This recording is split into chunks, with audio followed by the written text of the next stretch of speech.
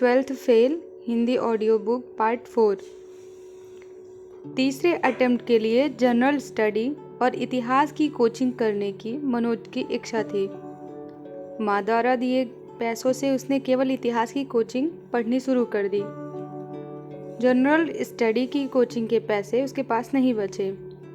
मनोज और श्रद्धा दोनों की सिविल सर्विस की प्रीलिम्स इस बार क्लियर हो गई। मनोज की तीसरी और श्रद्धा की पहली प्रीलिम्स थी यह। अविनाश और नवल की प्रीलिम्स भी क्लियर हो गई। पिछली मेंस में अविनाश और नवल सफल नहीं हो पाए थे। इस बार उन्हें फिर से मेंस देने का मौका मिल रहा था। गुप्ता का फिर से प्रीलिम्स क्लियर नहीं हुआ। मनोज का साथ छोड़कर सफलता प्राप्त करने का सिद्धांत पांडे के काम नहीं आया। परीक्षा में सफलता का कोई भी फुल प्रूफ सिद्धांत अभी पांडे को नहीं मिला था। अपने प्यार के साथ मनोज प्रीलिम्स में सफल हो गया था, जबकि पढ़ाई में डिस्टर्ब करने वाले प्यार के माहौल से दूर रहने वाला पांडे फिर से असफल हो गया। पिछली मेंस में असफल होने के बाद नवल एक बार फिर अपनी प्रीलिम्स निकलने के कारण उत्साहित था। सफलता से उत्साहित नवल की इच्छा असफल पांडे पर व्यंग करने की होने लगी। नवल ने पांडे से कहा, पांडे प्यार करने वाले प्रीलिम्स क्लियर हो गया है और प्यार से दूर रहने वाले फेल हो गए, अब क्या कहोगे? पांडे ने प्रीलिम्स के लिए मनोज से अलग होकर मेहनत की थी, पर वह नहीं जानता था कि कमी कहाँ रह गई। मनोज की सफलता और अपनी असफलता से पांडे के मन में मनोज के लिए ईर्ष्या पैदा हो रही थी। उसने अब मनोज को अपना कंपटीटर मानते हुए कहा, अभी तो मनोज का केवल प्रीलिम्स क्लियर हुआ है, आगे लंबा रास्ता है। प्यार में डूबे मनोज का फाइनल सिलेक्शन तो बहुत दूर की बात है, मुख्य परीक्षा ही पास नहीं कर पाएंगे। प्यार के साथ सिलेक्शन असंभव है नवल। मुख्य परीक्षा होने तक श्रद्धा रोज मनोज के कमरे पर आती और दोनों साथ पढ़ाई करते। पढ़ने से समय बच जाता तो बातें करने लगते और बातें पूरी हो जाती तो पढ़ाई करने लगते। दोनों को नहीं पता था कि इतने बड़े सिलेबस को किस तरह से तैयार करें, क्या पढ़ें, कैसे पढ़ें। इतिहास और हिंदी में मनोज कोचिंग के नोट्स पढ़ता रहा। जनरल स्टडी में वह अव्यवस्थिति की स्थिति में बना रहा।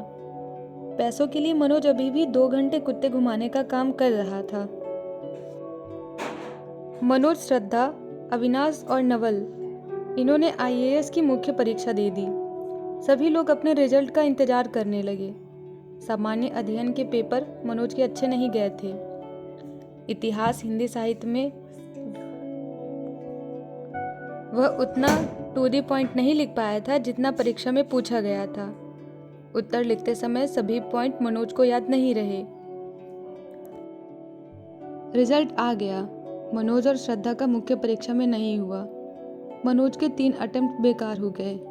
एक भी अटेम्प्ट में उसने मुख्य परीक्षा क्लियर नहीं की। नवल की तैयारी में भी कमी रह गई थी, वह भी मुख्य परीक्षा क्लियर नहीं कर पाया। लेकिन अविनाश ने कमाल कर दिया। सिविल सर्विस की इस परीक्षा में फाइनली वह दिल्ली अंडमान सर्विस डॉनिक्स में डिप्टी कलेक्टर बन गया। पर उसे अभी प्रॉपर IAS बनना था, इसलिए अपने अगले अटेम्प्ट की तैयारी जारी रखनी थी। कुछ दिन बाद उत्तर प्रदेश PSC का भी फाइनल रिजल्ट आया, जिसमें अविनाश अकाउंट ऑफिसर बन गया था। अविनाश ने अपनी दोहरी सफलता के लिए बत्रा सिनेमा के पीछे अपनी रसोई रेस्टोरेंट में पार्टी दी। नवल, पांडे, गुप्ता, शरद, मनोज और श्रद्धा को आमंत्रित किया। मनोज के नए रूम पार्टनर शरद ने हालिया सफल हुए अविनाश से उसकी सफलता का राज पूछा। अविनाश भैया, आपकी तैयारी का क्या तरीका था? हमें भी सफलता के टिप्स बताएं प्लीज। ये जानना इतना आसान नहीं है शरद। गुरु ज्ञान के लिए तपना पड़ता है और मेहनत करनी पड़ती है।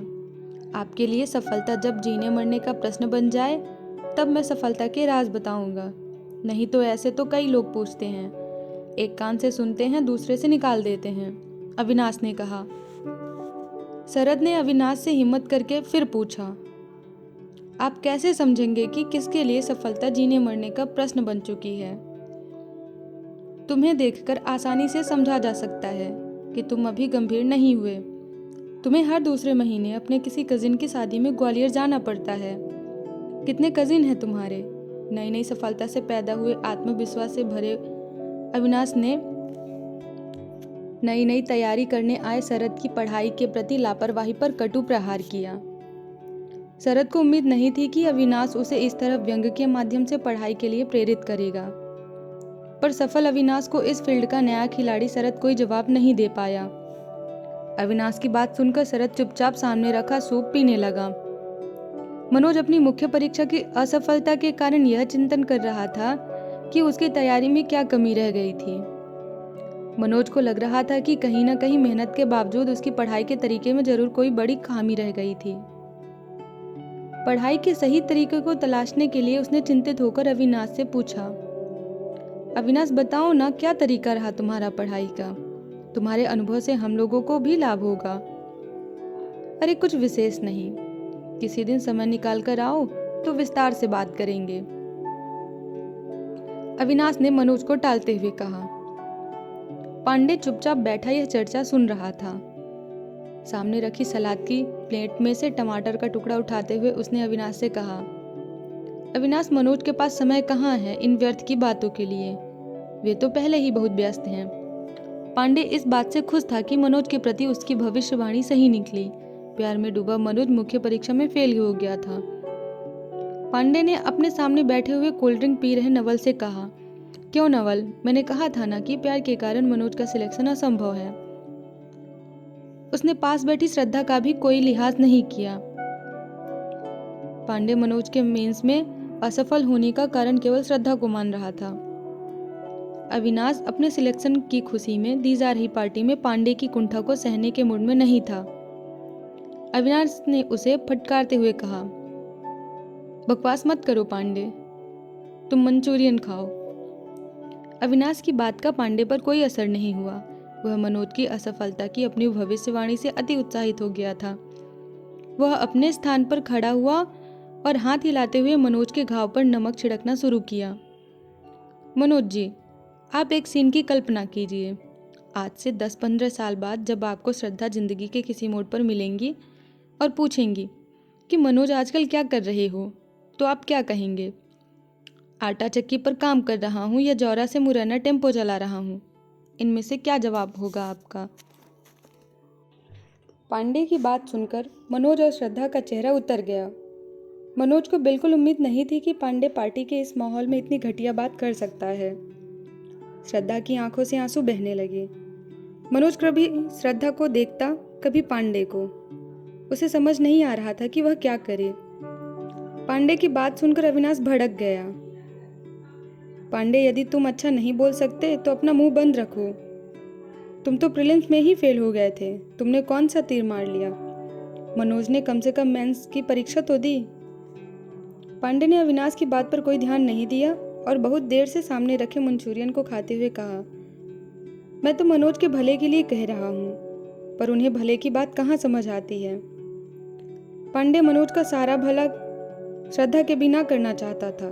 श्रद्धा के साथ मनोज के भले का कोई प्लान पांडे के पास नहीं था।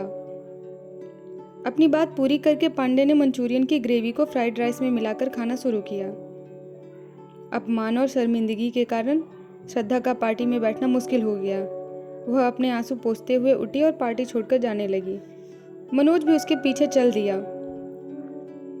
मनोज को वहां से जाते हुए देख पांडे ने लोगों को सुनाते हुए कहा, अब पछताने से क्या मतलब, जब चिड़िया चुग गई खेत।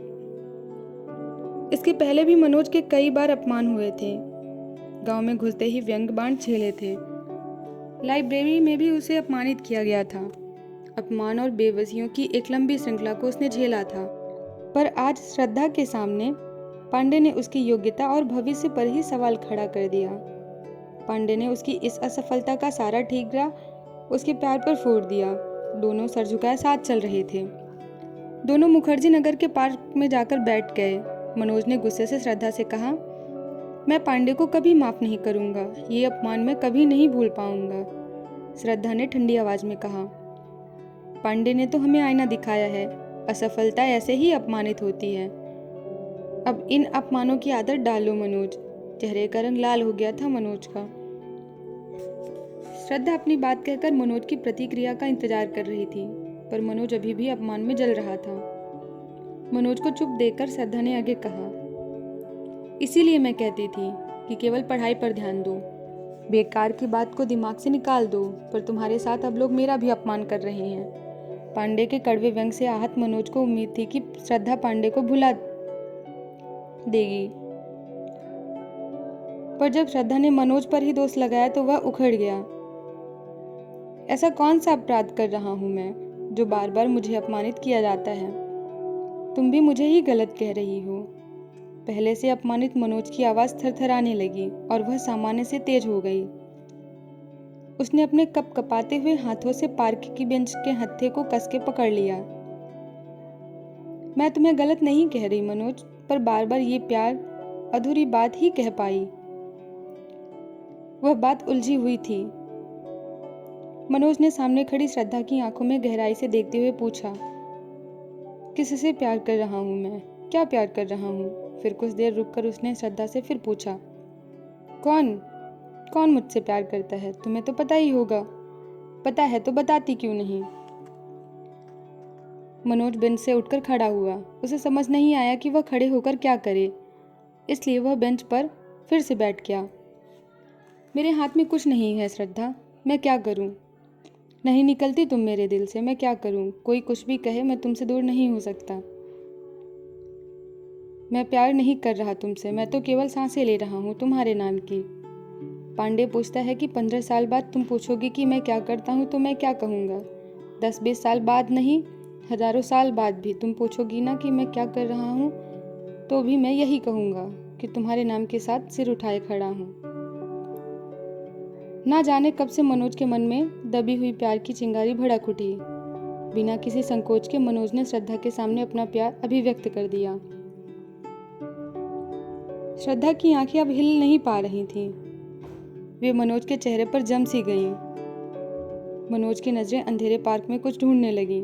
जब उसे अपनी नजरें पार्क में घुमाने के बाद भी कुछ नहीं मिला तो उसने 2 लंबी सांसें भरकर श्रद्धा से फिर कहना शुरू किया, पांडे कहता है कि मेरा सिलेक्शन नहीं होगा। क्या मैं इतना कमजोर हूँ?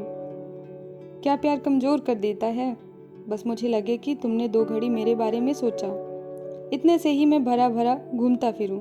बस तुम एक नज़र मुझे देख लो, इतने से ही मैं ये दुनिया में खुश रहता हूँ।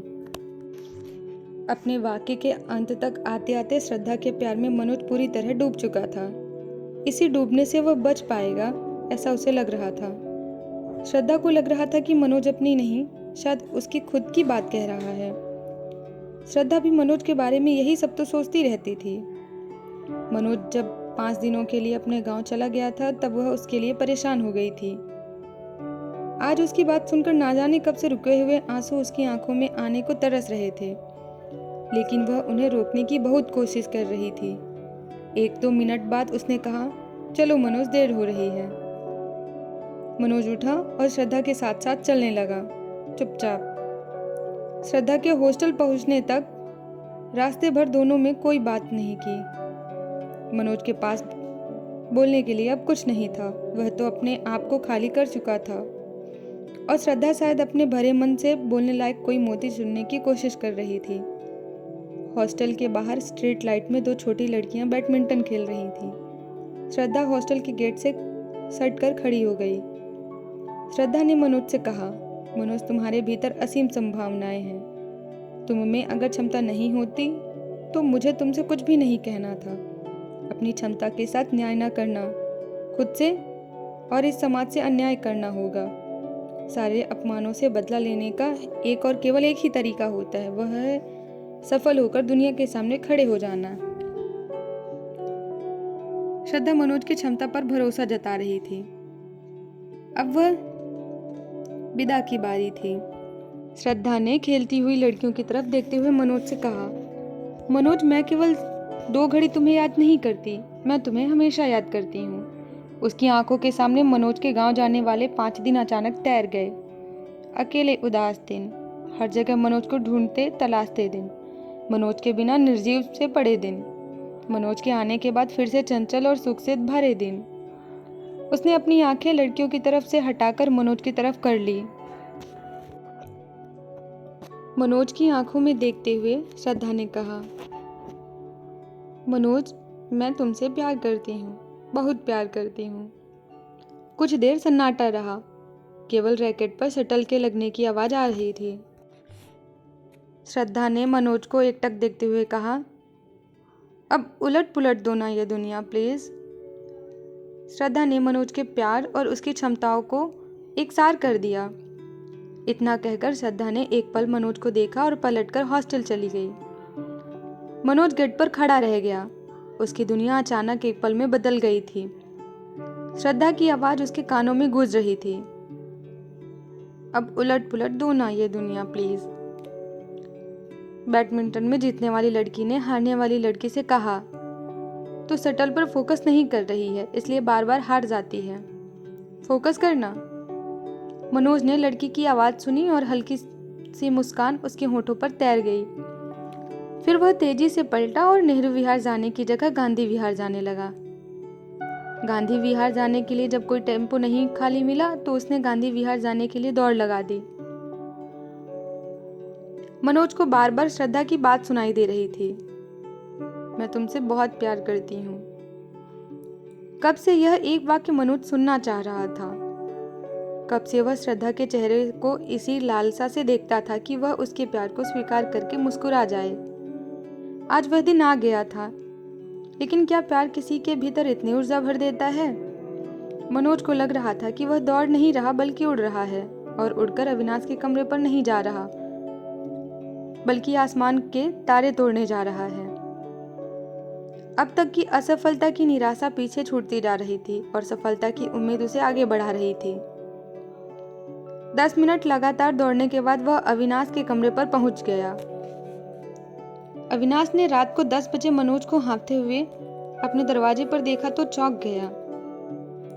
मनोज ने बिना समय बर्बाद किए अविनाश से कहा, अविनाश, अब मेरे केवल लास्ट अटेम्प्ट बचे हैं। मैं इस लास्ट अटेम्प्ट में कोई रिस्क नहीं लेना चाहता। तुम मुझे बताओ कैसे पढ़ाई करना है।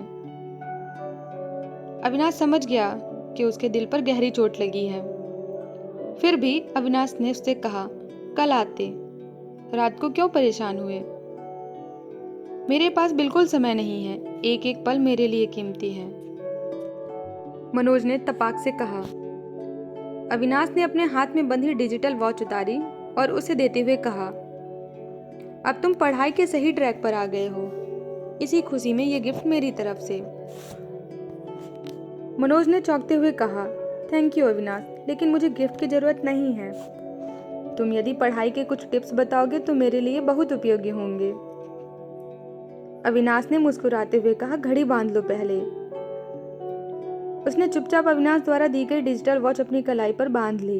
अविनाश ने मनोज की कलाई पकड़ी और घड़ी का एक बटन दबाया और उससे कहा, मनोज, यह एक स्टॉप वॉच है। अब मैं तुम्हें पढ़ाई के कुछ नियम बताऊंगा। स्टॉप वॉच मैंने शुरू कर दी है। जितनी देर में मैं तुमसे बात करूंगा उतना समय यह वॉच दिखाएगी। तुम्हारा टाइम शुरू होता है अब। अविनाश ने आगे कहा, मनोज, 22 मई को आईएएस का प्रीलिम्स है, यानी अब केवल 1 महीना बचा है। इस 1 महीने में तुम्हें केवल प्रीलिम्स की तैयारी करनी है। मुख्य परीक्षा को अभी भूल जाओ। कुछ देर रुककर अविनाश ने आगे कहना जारी रखा, मनोज, तुम पुराने सालों के पेपर कई बार सॉल्व करो, क्योंकि प्रीलिम्स में पुराने सालों के पेपर में से ही कई प्रश्न आते हैं और हम वही प्रश्न गलत कराते हैं। प्रीलिम्स में केवल ऑब्जेक्टिव प्रश्न आते हैं जो तुम्हें इस पूरे महीने में प्रैक्टिस बुक से हजारों ऑब्जेक्टिव प्रश्न हल करना है। सिलेबस का कोई भी टॉपिक हल्के में नहीं लेना है। मनोज अविनाश की दी जा रही टिप्स को नोट भी करता जा रहा था। अविनाश ने जनरल स्टडी के बारे में बताया। जनरल स्टडी में भी यही ट्रेंड रहेगा। हाँ, आजकल परीक्षा में करंट अफेयर बहुत पूछा जाता है, इसलिए किसी मासिक पत्रिका से तुम हर महीने का करंट अफेयर तैयार करो। इतना कहकर उसने मनोज की कलाई पकड़ी और स्टॉप वॉच बंद कर दी। फिर उसने कहा, मनोज, मेरी बात पूरी होने में 12 मिनट 16 सेकंड लगे। मनोज ने देखा कि घड़ी 12 मिनट 16 सेकंड पर रुक गई थी। अविनाश ने पूछा, तुम रोज कितने घंटे पढ़ते हो? 10 घंटे, मनोज ने सोचते हुए कहा। अविनाश ने हंसते हुए पूछा। कंफर्म? मनोज चुप हो गया। उसने कभी अपने घंटे गिने नहीं थे। अविनाश ने कहा, अब तुम्हें एक एक मिनट का ध्यान रखना पड़ेगा, इसलिए यह स्टॉप वॉच हमेशा अपनी कलाई पर बांधो। जब तुम पढ़ाई कर रहे हो तो स्टॉप वॉच चालू रखना। जब तुम खाना खा रहे हो, कोई मिलने आ गया हो या किसी से बात कर रहे हो तो इसे रोक देना। एक डायरी में स्टॉप वॉच के हिसाब से पढ़े गए रोज के घंटे आपको रिकॉर्ड के लिए दर्ज करने हैं। 8 घंटे पर पुअर, 10 घंटे पर गुड और 12 घंटे पर वेरी गुड खुद को दे देना। अब तुम्हें सेल्फ मोटिवेट होकर पढ़ाई करना है। मनोज ने इस तरह की पढ़ाई पहले कभी नहीं की थी। इस तरह के घंटों का हिसाब तो कभी किया ही नहीं था उसने। सामने किताब रहती थी और वह अपने रूम पार्टनर पांडे से बात करता रहता था और सोचता था कि आज तो 10 घंटे पढ़ लिए। मनोज अविनाश के कमरे से उत्साहित होकर अपने कमरे पर चला गया। अगले दिन उसने श्रद्धा से अपनी पढ़ाई की नई प्लानिंग डिस्कस की। मनोज, अविनाश एकदम सही कह रहा है। मैं तो अब उत्तरांचल पीएससी पर फोकस करूंगी। इस साल का आईएएस एग्जाम मैं नहीं दे रही, लेकिन तुम्हें अपने चौथे और आखिरी अटेम्प्ट की तैयारी करना है। केवल उस पर फोकस करो, अब नहीं तो कभी नहीं। मैं अपने मनोज को आईपीएस बना हुआ देखना चाहती हूँ। एक दिन पहले ही मनोज के प्यार को स्वीकार करने वाली श्रद्धा ने मनोज से कहा। शुरू में मनोज की पढ़ाई स्टॉप वॉच के अनुसार 6 घंटे से ज़्यादा नहीं हो पाती थी। धीरे धीरे उसने 10 से 12 घंटे रोज स्टॉप वॉच के अनुसार पढ़ाई करना शुरू कर दिया। इस तरह महीने भर में मेहनत और रणनीति से उसने प्रीलिम्स की अच्छी तैयारी कर ली। श्रद्धा चाहती थी कि मनोज केवल अपनी पढ़ाई पर ध्यान दे, इसलिए उसने मनोज को शाम को कुत्ते घुमाने का समय बर्बाद करने से मना कर दिया। श्रद्धा ने तय किया कि वह अपने खर्चे कम कर देगी, जिससे मनोज को पैसों के लिए अधिक परेशान ना होना पड़े। श्रद्धा ने एक लड़की को रूम पार्टनर रख लिया, जिससे 1000 रुपये श्रद्धा के बचने लगे। यह पैसे मनोज के कमरे का किराया भरने के काम आने लगे। श्रद्धा के कहने पर मनोज ने शाम को कुत्ते घुमाने का काम बंद कर दिया था। कि परीक्षा हो गई थी। मनोज को प्रीलिम्स क्लियर करने में अब कोई संदेह नहीं था। श्रद्धा ने इस बार सिविल सर्विस के स्थान पर उत्तरांचल पीएससी का प्रीलिम्स दिया था। प्रीलिम्स परीक्षा के अगले दिन विकास सर की कोचिंग में पिछले साल आईएएस बन चुके हिंदी मीडियम के विद्यार्थी सौरभ राव तैयारी करने वाले स्टूडेंट को परीक्षा पास करने के टिप्स देने आए थे। मनोज मुख्य परीक्षा की तैयारी के लिए सटीक रणनीति तलाश रहा था। वह सिलेक्टेड सौरभ राव की सफलता की रणनीति शब्दशः पालन करने को बेताब था। उसने सौरभ राव से पूछा, सर मुख्य परीक्षा में अधिक से अधिक नंबर लाने के लिए क्या करें? सौरभ राव ने बताया, लोग मानते नहीं हैं, पर यदि कुछ बातें याद रखें तो सफलता जरूर मिलती है। सौरभ राव ने आगे कहा, मुख्य परीक्षा में ऑब्जेक्टिव प्रश्न नहीं पूछे जाते, बल्कि निबंधात्मक प्रश्न उत्तर परीक्षा में लिखने होते हैं। इसलिए प्रीलिम्स की पढ़ाई की स्ट्रेटेजी मुख्य परीक्षा के किसी काम नहीं। मुख्य परीक्षा के लिए यही स्ट्रेटेजी है कि अधिक से अधिक याद करो और अधिक से अधिक लिखकर देखो। परीक्षा के पुराने पेपर सॉल्व करो, बहुत सारे मॉक टेस्ट दो। सौरभ राव की क्लास के बाद मनोज ने श्रद्धा से कहा, श्रद्धा मुझे समझ आ गया है कि तीसरे अटेम्प्ट में क्यों सफल रहा। उस अटेम्प्ट में मैंने केवल नोट्स पढ़े थे, लेकिन उन्हें याद करके कई बार लिखकर तो देखा ही नहीं था। टेस्ट भी नहीं दिए थे। केवल पढ़ने से काम नहीं चलता, बल्कि याद कर करके कई बार लिखकर देखना चाहिए। इस बार मैं सौरभ राव सर से बात किए गए तरीकों से ही पढ़ूंगा। दोनों मुखर्जी नगर के शक्ति पुस्तक भंडार पहुंच गए। मनोज ने 500 कागजों के 2 पैकेट खरीदे और श्रद्धा से कहा, 1 महीने में 500 पेज, यानी रोज लगभग 20 पेज हम लिखने में सक्षम हैं। श्रद्धा, तुम्हें भी उत्तरांचल मुख्य परीक्षा के लिए यही रणनीति अपनानी होगी। अब हम रोज 20 पेज लिखेंगे, पहले याद करेंगे, फिर लिखेंगे और टेस्ट देंगे, और यही क्रम परीक्षा तक चलेगा। पर मनोज के मन में कुछ आशंका थी, लेकिन समस्या एक यह थी कि यदि मैं अच्छा ना लिख पाया तो क्या होगा? श्रद्धा, तो गंदा लिखो पर लिखो। अच्छा लिखने के इंतजार में ही लोग उत्तर नहीं लिख पाते। अधिकांश विद्यार्थी तो सीधे सीधे परीक्षा हॉल में ही पहली बार लिखते हैं। परीक्षा हॉल में पहली बार गंदा लिखने से अच्छा है कि घर में कई बार गंदा लिखकर हम अपना लेखन सुधार लें।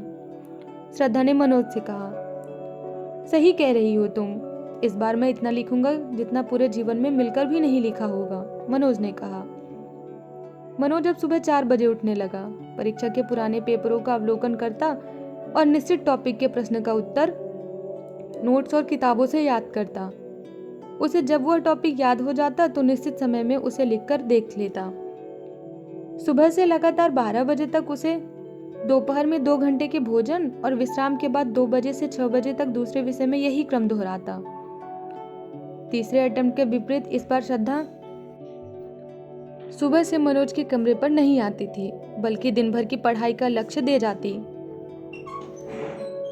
श्रद्धा साइंस, टेक, इंटरनेशनल रिलेशन और करेंट अफेयर पर अपने कमरे से नोट्स बनाकर शाम को 6 बजे तक उसके कमरे पर आ जाती। फिर दोनों सामान्य अध्ययन के टॉपिक पर रात को 10 बजे तक लिख लिख कर याद करते। पर इसके बावजूद मनोज के लिए सामान्य अध्ययन की समस्या अभी भी बनी हुई थी। उसे सामान्य अध्ययन की कोचिंग की जरूरत महसूस हो रही थी। बिना कोचिंग के जनरल स्टडी में अच्छे नंबर नहीं लाए जा सकते थे। एक दिन श्रद्धा ने मनोज से कहा कि उसकी सहेली एक कोचिंग में सामान्य अध्ययन पढ़ने जाती है। विनय सर ने ध्येय नाम से 1 महीने पहले ही यह कोचिंग खोली है, बहुत अच्छा पढ़ाते हैं। मनोज श्रद्धा के साथ ध्येय कोचिंग पहुंच गया। श्रद्धा ने विनय सर से कहा, सर हम 2 लोग पढ़ने वाले हैं, पर पैसों के अभाव में केवल एक ही फीस दे पाएगा। विनय सिंह को अपनी कोचिंग के पहले ही बैच में मुफ्त पढ़ने वाले से सामना करना पड़ गया। मनोज ने विनय सर को एकदम ईमानदारी से बता दिया, सर मेरे पास फीस के लिए बिल्कुल पैसे नहीं हैं, पर सामान्य अध्ययन पढ़ना मेरे लिए बहुत ज़रूरी है। विनय सर के पास अभी 15 स्टूडेंट ही आए थे। उन्हें अधिक से अधिक स्टूडेंट की ज़रूरत थी, फिर भी वे फ्री स्टूडेंट नहीं चाहते थे। उन्होंने मनोज को टालने की कोशिश की। यदि मैंने तुम्हें बिना फीस के पढ़ाया तो दूसरे स्टूडेंट के साथ यह अन्याय होगा। मनोज ने उम्मीद नहीं छोड़ी। उसने कहा, सर बिना जनरल स्टडी की कोचिंग के मेरा सिलेक्शन संभव नहीं है। सिलेक्शन के बाद जब मुझे पहली सैलरी मिलेगी मैं सबसे पहले आपकी फीस चुकाऊंगा। मनोज की बात सुनकर विनय सर हंस दिए। फिर उन्होंने अपनी टेबल के ड्राइवर से 8,000 रुपये निकाले और मनोज को देते हुए कहा, फीस तो तुम्हारी माफ नहीं हो सकती, इसलिए यह पैसे लो और काउंटर पर जमा कर दो। जब तुम्हारे पास पैसे आ जाएं तब वापस कर देना, पर अभी पैसे के अभाव में तुम पढ़ाई से वंचित नहीं हो सकते। पहली बार मिलने वाला कोई अनजान टीचर उसके लिए अपनी जेब से 8,000 रुपये दे रहा था। मनोज का मन विनय सर के प्रति सम्मान से भर गया। विनय सर के पढ़ाने का तरीका भी एग्जाम ओरिएंटेड था। वह पढ़ाने से ज़्यादा टेस्ट लेने में भरोसा रखते थे। उनकी कोचिंग में जो भी टॉपिक पढ़ाया जाता अगले दिन पढ़ाने के पहले उसका टेस्ट भी होता था। उसने अपने लक्ष्य के अनुसार हिंदी, इतिहास और सामान्य अध्ययन के सैकड़ों प्रश्नोत्तर लिख डाले। विकास सर, विनय सर और उसके लिखे हुए उत्तरों को चेक करते और गलती निकालने पर मनोज फिर से सुधार कर लिखने का अभ्यास करता। अगस्त की 5 तारीख आ गई। अविनाश के कमरे पर उसके बर्थडे की पार्टी चल रही थी। गुप्ता और शरद डांस कर रहे थे। मनोज की पढ़ाई अच्छी चलने के कारण आज वह भी अविनाश के बर्थडे पार्टी में आ गया और डांस कर रहा था। उसके डांस के स्टेप बेतरतीब थे, पर पास बैठी हुई श्रद्धा उसके अनघड़ डांस पर मोहित हुई जा रही थी। नवल और पांडे बैठकर पनीर बनाने के लिए प्याज और टमाटर काट रहे थे। तभी किसी ने सूचना दी कि प्रीलिम्स का रिजल्ट आ गया है। पार्टी थम गई। डांसरों के थिरकते हुए पैर जड़ गए। पार्टी बाजों के दिलों की धड़कनें अचानक बढ़ गईं। मनोज धम्म से जमीन पर बैठ गया। प्रीलिम्स के अच्छे पेपर जाने के बावजूद अंतिम अटेम्प्ट की प्रीलिम्स के रिजल्ट के प्रति आशंकित करने वाले भय ने उसे घेर लिया। प्याज और टमाटर अधूरे कटे हुए छूट गए। पांडे, अविनाश, गुप्ता, नवल और मनोज रिजल्ट जानने के लिए तड़प उठे। मनोज के रूम पार्टनर शरद ने यह प्रीलिम्स नहीं दिया था, इसलिए वह केवल दर्शक बना रहा। वह सभी के रिजल्ट इंटरनेट पर देखने आया। मनोज, अविनाश, नवल, पांडे का प्रीलिम्स क्लियर हो गया। गुप्ता का नहीं हुआ। वह दुख से भर गया। उसने अपने दुख को कंट्रोल करने के लिए सिगरेट का एक लंबा कस लगाया और धड़ाम से जमीन पर गिर पड़ा। सब घबरा गए। अविनाश ने जमीन पर गिरे हुए गुप्ता को झटकोरा। उठो बे गुप्ता। शरद ने घबराकर पानी का छिड़काव गुप्ता के मुंह पर किया। थोड़ी देर बाद उसे होश आ गया। उसके चारों अटेम्प्ट खत्म हो गए थे। उसका एक बार फिर प्रीलिम्स क्लियर नहीं हुआ था। वह अपने कमरे में गया और कमरा बंद करके जोर जोर से रोने लगा। गुप्ता के इस तरह कमरा बंद करने से सभी लोग आशंकित हो गए। अविनाश ने आवाज लगाई, गुप्ता नौटंकी मत करो, बाहर आ जाओ। प्याज टमाटर कट गए हैं, पनीर कौन बनाएगा? गुप्ता अच्छा कुक भी था, इसलिए आज की पार्टी में पनीर बनाने का दायित्व भी उसी के पास था। अविनाश को डर था कि पनीर कैसे बनेगा। ग्रुप में आज सफलता का अनुपात ज्यादा था, इसलिए अविनाश केवल गुप्ता के दुख के कारण पार्टी निरस्त करने के मूड में नहीं था। अविनाश के पुकारने के बावजूद अंदर से कोई आवाज नहीं आई। सभी की चिंता बढ़ने लगी। नवल ने गुप्ता के मन को सांत्वना देते हुए कहा, गुप्ता 4 अटेम्प्ट की व्यवस्था केवल आईएएस की परीक्षा में है। स्टेट पीएससी की परीक्षा 40 साल तक दे सकते हैं। 10 साल हैं अभी तुम्हारे पास, घबराओ नहीं। इतना कहकर नवल ने दरवाजे में लात मारकर गुप्ता को चेताया कि यदि वह जल्दी बाहर ना आया तो दरवाजा तोड़ा भी जा सकता है। गुप्ता भी ग्रुप के धैर्य की परीक्षा ज्यादा देर तक नहीं ले पाया। वह जानता था कि ज्यादा देर कोप भवन में रहने के कारण ग्रुप के सदस्य उसे अकेला दुखी छोड़कर अपनी रसोई रेस्टोरेंट भी जा सकते हैं। फिर उसे मनाने वाला कोई नहीं रहेगा, इसलिए वह मान गया। उसने दरवाजा खोल दिया।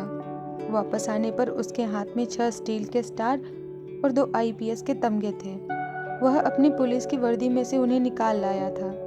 उसने वे तमगे और स्टार बाथरूम के बाहर रखे डस्टबिन में फेंक दिए और गाली देता हुआ बोला, साला चलो, टंटा खत्म हुआ। आईपीएस में वैसे भी अपने राज्य में पोस्टिंग नहीं मिलती। केरल या पश्चिम बंगाल में आईपीएस बनने से क्या लाभ? जंगल में मोर नाचा ये किसने देखा? मनोज ने गुप्ता द्वारा डस्टबिन में फेंके आईपीएस के स्टार और बिल्ले निकालकर अपनी जेब में रख लिए। श्रद्धा ने आईएएस का यह प्रीलिम्स नहीं दिया था, लेकिन कुछ दिन बाद आए रिजल्ट में उसकी उत्तरांचल पीएससी के प्रीलिम्स क्लियर हो गई।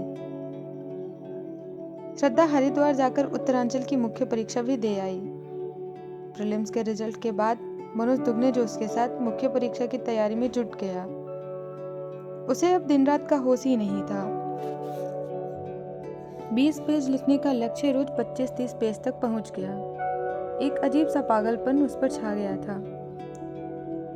उसके दिमाग में इस समय केवल पढ़ाई ही थी। वह सब कुछ भूल गया था, घर परिवार रिश्तेदार सब, केवल याद करना और लिखना बस। मुख्य परीक्षा में केवल 1 महीना बचा था। उसने विकास सर और विनय सर के यहाँ टेस्ट पेपर देना शुरू किए। मनोज पूरे 3 घंटे तक पूरी एकाग्रता से केवल टेस्ट पेपर सॉल्व करता। वह प्रश्नों के उत्तर लिखने से पहले एक रूपरेखा तैयार करता कि उस उत्तर में लिखना क्या है। भले ही उस रूपरेखा को बनाने में उसे 3 या 4 मिनट लग जाएं, पर बिना रूपरेखा बनाए वह प्रश्न शुरू ही नहीं करता। मनोज ने 1 महीने 25-30 टेस्ट पेपर कोचिंग में जाकर दे दिए। इन टेस्ट पेपरों से उसका आत्मविश्वास बहुत बढ़ गया। परीक्षा आ गई। मनोज का सेंटर दिल्ली में ही था। उसके सभी पेपर हो गए। श्रद्धा उत्तरांचल मुख्य परीक्षा और मनोज आईएएस की मुख्य परीक्षा के रिजल्ट का इंतजार करने लगे। मुख्य परीक्षा का रिजल्ट इंटरनेट पर लोड हो रहा था। शरद सबके रिजल्ट देखने इंटरनेट कैफे गया था। मनोज के साथ उसके कमरे पर अविनाश, नवल और पांडे मुख्य परीक्षा के रिजल्ट की सांसें थामे इंतजार कर रहे थे। पांडे ने पहली बार मुख्य परीक्षा दी थी। वह भी अविनाश के साथ मनोज के कमरे पर आ गया। श्रद्धा भी मनोज के रिजल्ट जानने उसके कमरे पर आ गई थी। प्रीलिम्स में गुप्ता कंकड़ की तरह छटकर बाहर हो चुका था और वह आगे की दौड़ के झंझट से मुक्त हो गया था। इसलिए आज के रिजल्ट को वह केवल एक मनोरंजक घटना के रूप में देख रहा था। गुप्ता ने इस समय का सदुपयोग किया और पत्रकार की भूमिका में आ गया। उसने सिगरेट का धुआं उड़ाते हुए मनोज से पूछा, मनोज जी, आपका यह अंतिम अटेम्प्ट है, कैसा महसूस हो रहा है? अविनाश ने गुप्ता को गाली देते हुए कहा, गुप्ता यहाँ प्राण निकले जा रहे हैं और तुम्हें फालतू के प्रश्न सोच रहे हैं। पर मनोज ने गुप्ता को जवाब दिया, यह अंतिम प्रयास है, इसके बाद कुछ नहीं बचेगा। पर हाँ, मेहनत बहुत की है इस बार मैंने, इसे मैं स्वीकार करता हूँ। मैं अपनी तरफ से संतुष्ट हूँ, बाकी सब मेरे हाथ में नहीं है। तभी शरद हाँफता हुआ आ गया। सबकी सांसें अटक गई। शरद ने सस्पेंस ना रखते हुए कहा, मनोज भैया और अविनाश जी मुख्य परीक्षा में पास हो गए हैं, पांडे जी और नवल जी का नहीं हो पाया। मनोज को अपने कानों पर यकीन नहीं हुआ। उसके जीवन की पहली मुख्य परीक्षा क्लियर हो गई थी। वह चीख कर अपनी खुशी व्यक्त करना चाह रहा था, लेकिन पांडे और नवल का दुख देखकर उसने अपनी खुशी कंट्रोल कर ली। पांडे और नवल अविनाश और मनोज की खुशी के विपरीत उदास और दुखी बैठे रहे। गुप्ता को पांडे और नवल के रूप में दो नए साथी मिल गए। अपने समाज में वृद्धि होते देख गुप्ता संतुष्ट हो गया।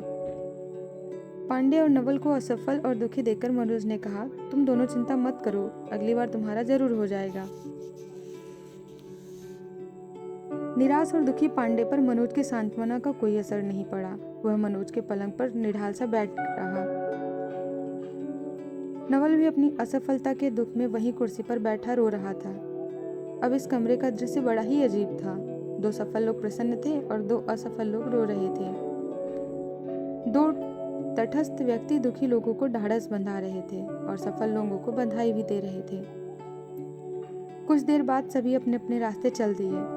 रास्ते में गुप्ता ने अविनाश से पूछा, अविनाश, तुम तो कहते थे कि सिविल सर्विस की तैयारी करने वाले को प्रेम में नहीं पड़ना चाहिए, पर आज तो प्रेमी मनोज सफल हो गया है और प्यार न करने वाले पांडे जी असफल हो गए हैं, अब क्या कहोगे? अविनाश ने भड़क कर कहा, कुछ नहीं कहूँगा, चुपचाप चलो। अविनाश इस नाजुक मौके पर पांडे का दिल नहीं दुखाना चाहता था। पांडे आज अपनी असफलता से बहुत दुखी था। उसे यह भी नहीं समझ आ रहा था कि मनोज का मेंस कैसे निकल गया। मनोज तो दिन भर श्रद्धा के प्यार में डूबा रहता था, फिर मनोज मुख्य परीक्षा में कैसे पास हो गया? पांडे को नहीं पता था कि 5 महीनों में मनोज ने किस तरह और कैसे पढ़ाई की थी। गुप्ता की सेहत पर इस रिजल्ट का कोई असर नहीं हुआ था, इसलिए वह भावमुक्त से कमेंट कर रहा था, आज तो मनोज बहुत खुश होगा, उसे प्यार के साथ साथ सफलता भी मिल गई। मनोज के जीवन का सबसे अच्छा निर्णय क्या रहा पता है अविनाश? गुप्ता मनोज के रिजल्ट की व्याख्या कर रहा था और सफल अविनाश से उसकी पुष्टि भी चाहता था।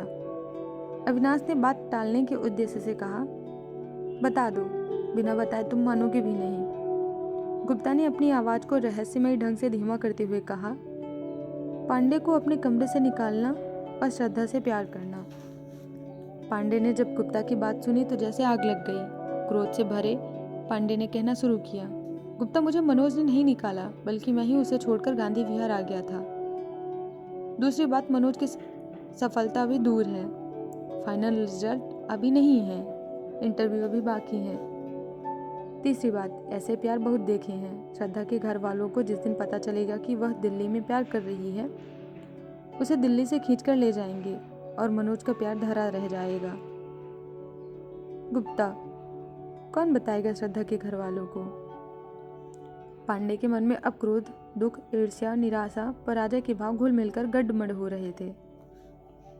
अशांत और व्यथित मन पांडे के कंट्रोल से बाहर हो रहा था। उसने कांपती और तेज आवाज में कहा, कोई तो बताएगा ही, कब तक छुपी रहती हैं ये बातें? बहुत प्यार कर लिया मनोज ने। पांडे आज प्यार के साथ मनोज की सफलता को पचा नहीं पा रहा था। गुस्से में उसकी चाल तेज हो गई थी। मनोज की ही बिल्डिंग में उसके बगल के कमरे में वरुण रहता था। उसके चारों अटेम्प्ट खत्म हो गए थे। वरुण रोज शाम को पूजा करता और बहुत सुर में हनुमान चालीसा का पाठ करता था। मुख्य परीक्षा के रिजल्ट के कुछ दिन बाद मनोज वरुण के कमरे पर गया। मनोज की मुख्य परीक्षा की खुशी देखकर वरुण ने कहा, मनोज, अभी दिल्ली दूर है। मैं तो 2 बार इंटरव्यू से वापस आया हूँ और आज वहीं हूँ जहाँ से चला था। मेरे चारों अटेम्प्ट खत्म हो चुके हैं। मैं घर वापस किस मुंह से जाऊँ, इसीलिए यहाँ रह रहा हूँ। प्रीलिम्स, मेंस और इंटरव्यू ये सब माया जाल हैं। जब तक आपका फाइनल सिलेक्शन नहीं हो जाता, आपको खुश होने का कोई अधिकार नहीं।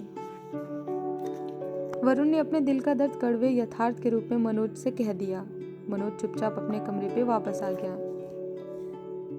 उम्मीद और नाउम्मीदी का दौर है यह। उम्मीद कितने लोगों की पूरी होती है, सिलेक्ट कितने लोग होते हैं, ये किसी को नहीं पता। लाखों में से 200-300 बस। बाकी लोग तो फिर से हताश हो जाते हैं, फूट फूट कर रोते हैं, कुछ दिनों के लिए होश भी खो जाते हैं, किसी से नजरें नहीं मिला पाते, फिर अपनी कमियां ढूंढते हैं, उन्हें दूर करने की कोशिश करते हैं, और फिर 1 साल लंबा पढ़ाई का सिलसिला शुरू होता है। सालों साल चलता यह सिलसिला, जाने कब तक चलेगा। तब जाकर कोई एक अपनी मंजिल तक पहुंचता है, कई तो अंत तक सफल नहीं हो पाते। यह अंतहीन सिलसिला है जो यहाँ मुखर्जी नगर में ही नहीं बल्कि देश के हर शहर में चल रहा है। मनोज ने अपनी डायरी में अपने मन के विचार लिखे। मुख्य परीक्षा की सफलता की खुशी अब इंटरव्यू की तैयारी और फाइनल रिजल्ट की अनिश्चितता में डूब रही थी। तभी श्रद्धा आ गई। श्रद्धा ने आते ही मनोज से कहा, मेरा उत्तरांचल मेंस क्लियर हो गया। श्रद्धा की बात सुनकर उसने उत्साहित होकर कहा, लो अब क्या कहोगी तुम, तुम्हें सलाम। श्रद्धा के चेहरे पर आत्मविश्वास दिख रहा था। श्रद्धा ने मनोज का हाथ थाम लिया और उससे बोली, हम दोनों के इंटरव्यू अभी बाकी है मनोज। मनोज ने उत्साह से कहा, तुम्हारा इंटरव्यू तो सबसे अच्छा जाएगा। तुम्हें डिप्टी कलेक्टर बनने से कोई नहीं रोक सकता। उम्मीद से सजा सपना मनोज देखने लगा। श्रद्धा ने मनोज से कहा, हाँ मनोज, यदि मैं डिप्टी कलेक्टर बन गई तो मेरे पापा कितने खुश होंगे। उनका सपना पूरा हो जाएगा। MBBS में सिलेक्ट ना होने की असफलता ने उन्हें बहुत निराश कर दिया था। उनके सामने मैं फिर से सर उठाकर खड़ी हो पाऊंगी। श्रद्धा ने मनोज से आगे कहा, मैं अल्मोड़ा जा रही हूँ, वहीं से हरिद्वार जाऊंगी पापा के साथ इंटरव्यू देने। इंटरव्यू देकर मैं वापस आ जाऊंगी। श्रद्धा की बात सुनकर मनोज ने कंफर्म करना चाहा, श्रद्धा अपना इंटरव्यू देकर तुम दूसरे दिन ही वापस आ जाना। तुम अपने इंटरव्यू की तैयारी पर ध्यान दो। तुम्हारे इंटरव्यू के पहले मैं वापस आ जाऊंगी। श्रद्धा ने आश्वासन दिया और अगले दिन अल्मोड़ा चली गई।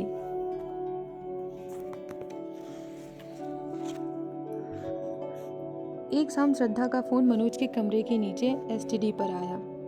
श्रद्धा ने मनोज से कहा, मनोज मेरा इंटरव्यू अच्छा गया है।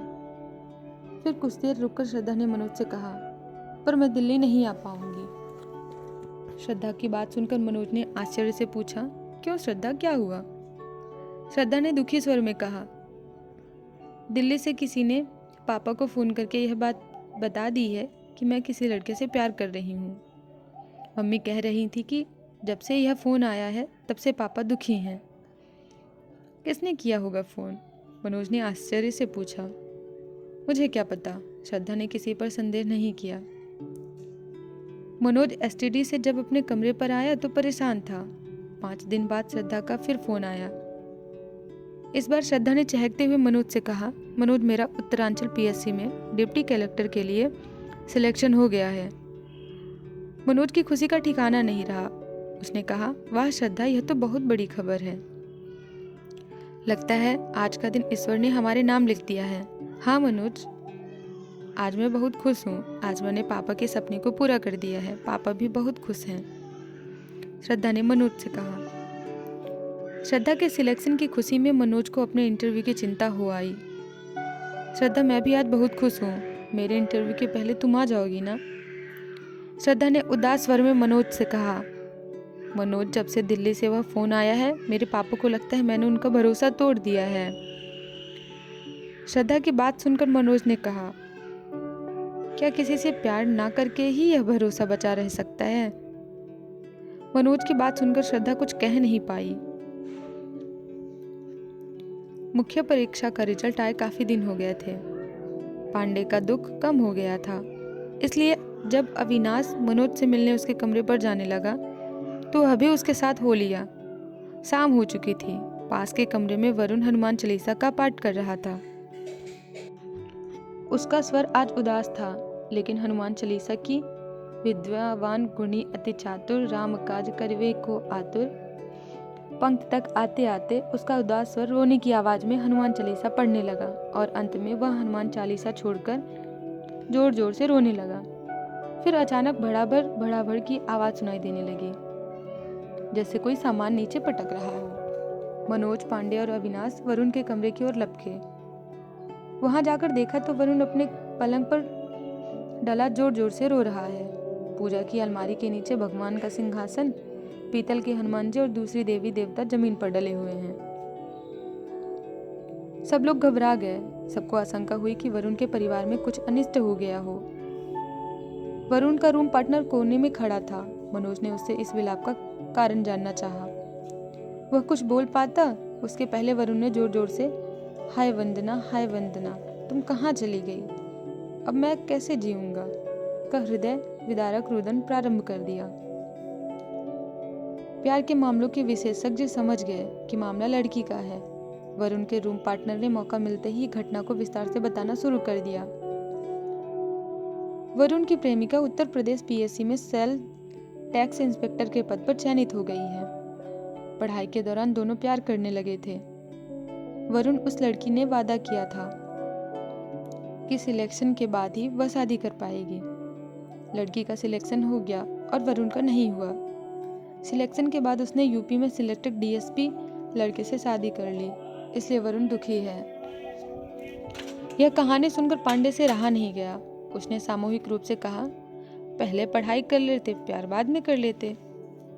इतना कहकर पांडे ने मनोज पर नजर टिका दी, जैसे यह वाक्य उसी के लिए बोला गया हो। पांडे ने अपनी हंसी दबाते हुए अविनाश से कहा, अविनाश, मुझे वरुण में मनोज के दर्शन हो रहे हैं। लड़की का मिलना सिलेक्शन पर ही निर्भर है। अगर मनोज का सिलेक्शन नहीं हुआ और डिप्टी कलेक्टर श्रद्धा इन्हें छोड़कर चली गई, तब इनका क्या होगा? आज अपनी विचारधारा को लेकर पांडे में गजब का आत्मविश्वास था। श्रद्धा बहुत समझदार है, वह मनोज को छोड़ के कहीं नहीं जाएगी। अविनाश ने समझदारी का परिचय देते हुए पांडे से कहा, समझदार लड़कियां ही तो अच्छे ऑप्शन की ओर चली जाती हैं, बेवकूफ तो फंसी रहती हैं। यही तो समस्या है कि श्रद्धा समझदार है। वरुण की वंदना भी समझदार थी, जिसने डीएसपी लड़के से शादी कर ली। बेवकूफ होती तो वरुण के चक्कर में अपनी जिंदगी बर्बाद कर लेती। पांडे को श्रद्धा की समझदारी पर पूरा भरोसा था कि मनोज का सिलेक्शन ना होने पर वह उसे छोड़कर चली जाएगी। अविनाश ने कहा, मनोज का सिलेक्शन पक्का है पांडे, तुम बेकार की सांकुल ना हो रहो। पर पांडे ने अपना सिद्धांत नहीं छोड़ा। उल्टी सीधी बात मत करो अविनाश, यथार्थ कहो, क्या गारंटी है सिलेक्शन की? इंटरव्यू देने वाले सभी 1500 लोग सिलेक्शन की उम्मीद लगाए बैठे होंगे, और होगा कितनों का? 400-500, 1000 तो बिना सिलेक्शन के ही रहेंगे ना। मान लो मनोज का सिलेक्शन नहीं हुआ और श्रद्धा भी उसे छोड़कर चली जाए, तब इनका क्या होगा? पांडे ने श्रद्धा और सफलता के बिना दयनीय मनोज की कल्पना चित्र खींचकर अपनी चिंता अपने मित्र के प्रति प्रकट की। लेकिन मनोज को श्रद्धा पर पूरा भरोसा था। उसने पांडे से कहा, तुम अभी श्रद्धा को नहीं जानते। श्रद्धा ने एक बार जिसे चुन लिया उसे कभी नहीं छोड़ सकती। ऐसी कपोल कल्पनाएं प्यार में डूबा हर प्रेमी करता है। वरुण भी करता था, पांडे ने मनोज से कहा। फिर पांडे ने मनोज को सुनाने वाली बात अविनाश को देखते हुए कही। श्रद्धा को अपने डिप्टी कलेक्टर बनने के तुरंत बाद मनोज के पास आना चाहिए था, पर आज उसका रिजल्ट आए 1 सप्ताह गुजर गया। श्रद्धा का कहीं अता पता नहीं। श्रद्धा अब मनोज के रिजल्ट का इंतजार कर रही है। मनोज के सफल हो जाने पर ही वह आएगी, लेकिन यदि असफल हो गए तो मनोज उनका रास्ता ही तकते रहेंगे। श्रद्धा को वंदना बनने में देर नहीं लगेगी। मनोज के प्यार को रोकने में अब तक असफल रहे पांडे ने अपने विरोध की दिशा बदल दी थी।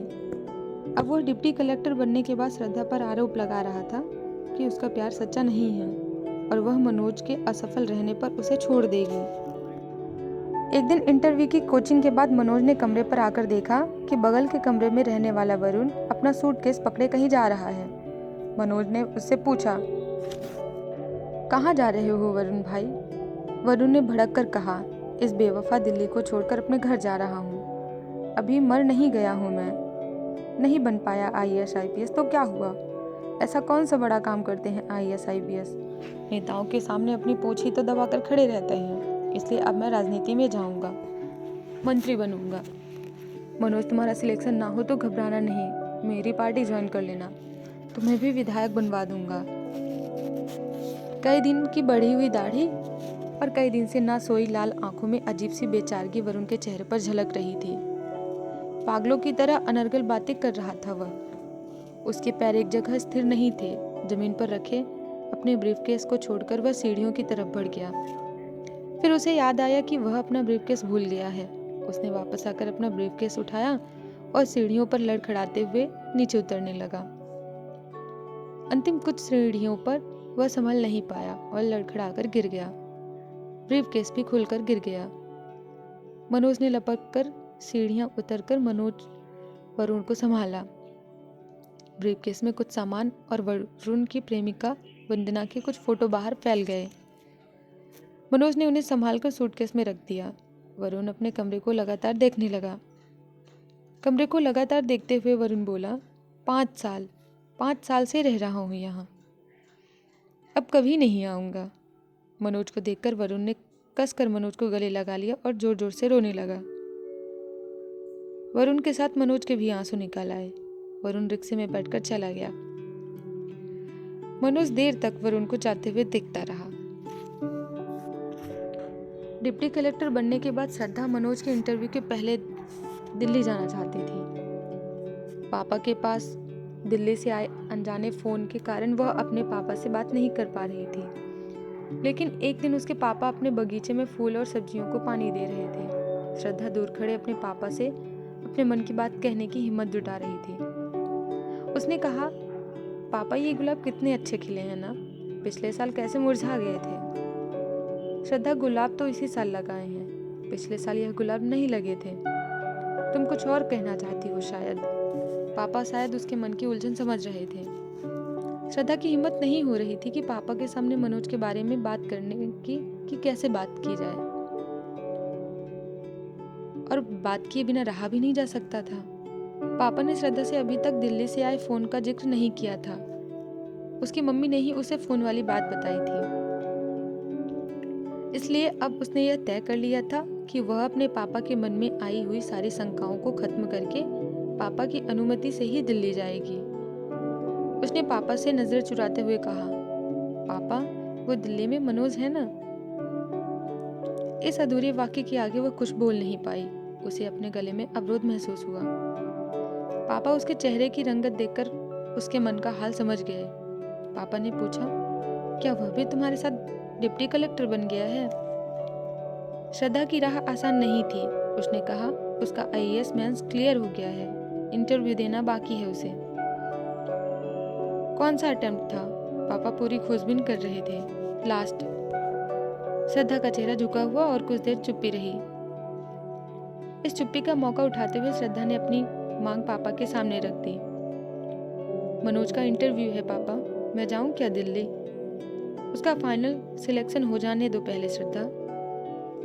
पापा कठोर यथार्थ की जमीन पर खड़े थे।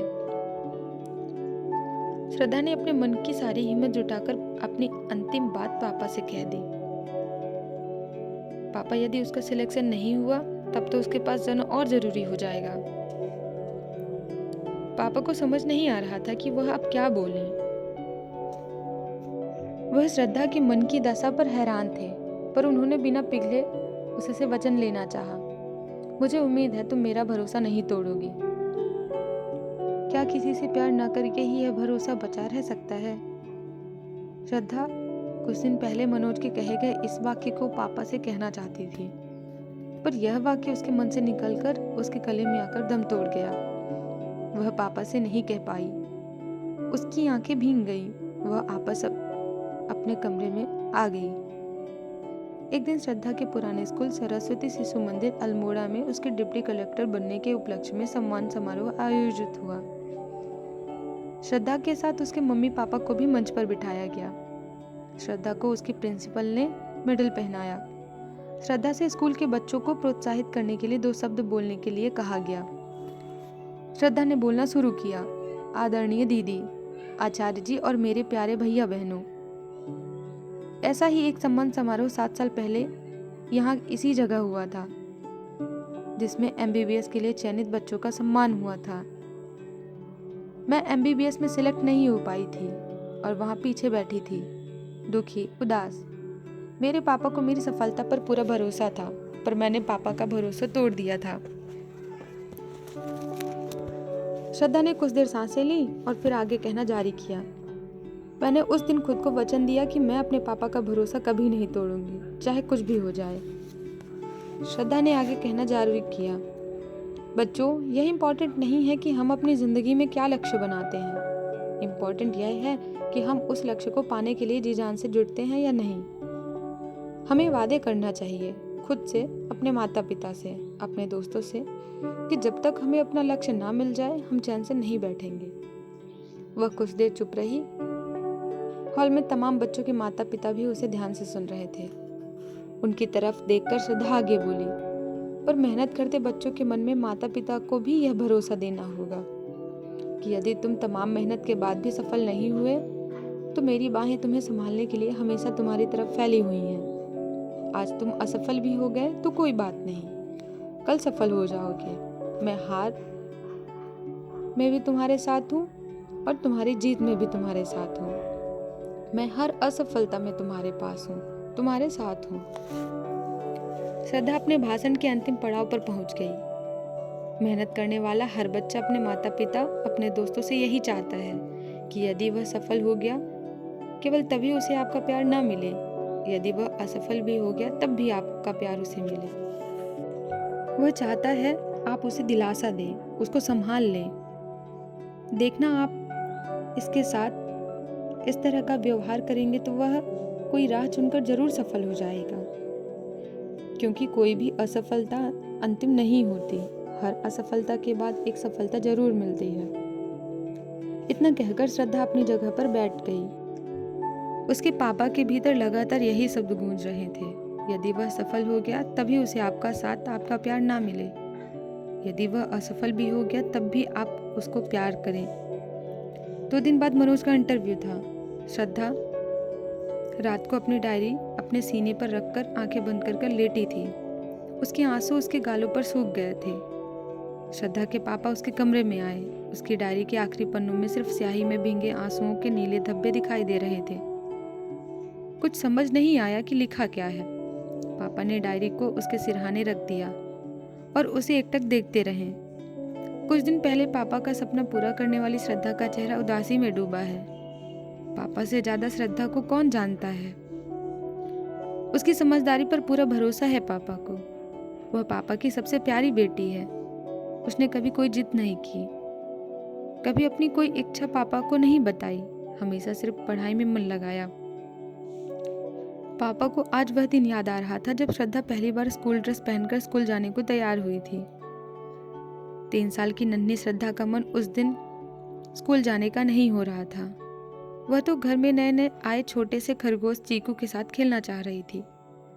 उस दिन भी उसने जिद नहीं की कि वह स्कूल नहीं जाना चाहती, बस वह उदास हो गई थी। उसकी नजरें बार बार सफेद रंग के चीकू को देख रही थी। पापा ने नन्ही श्रद्धा को गोद में उठा लिया था और लोअर मॉल रोड की सीढ़ियां चढ़ने लगे थे। पापा ने अपने गाल पर नन्ही श्रद्धा के 2 गर्म आंसू महसूस किए थे। उस समय पापा ने नन्ही श्रद्धा को देखा तो उसके होंठों पर मुस्कान तैर गई। शायद मुस्कान और आंसुओं का कंट्रास्ट आंसुओं की चुगली को छुपाना चाह रहा था।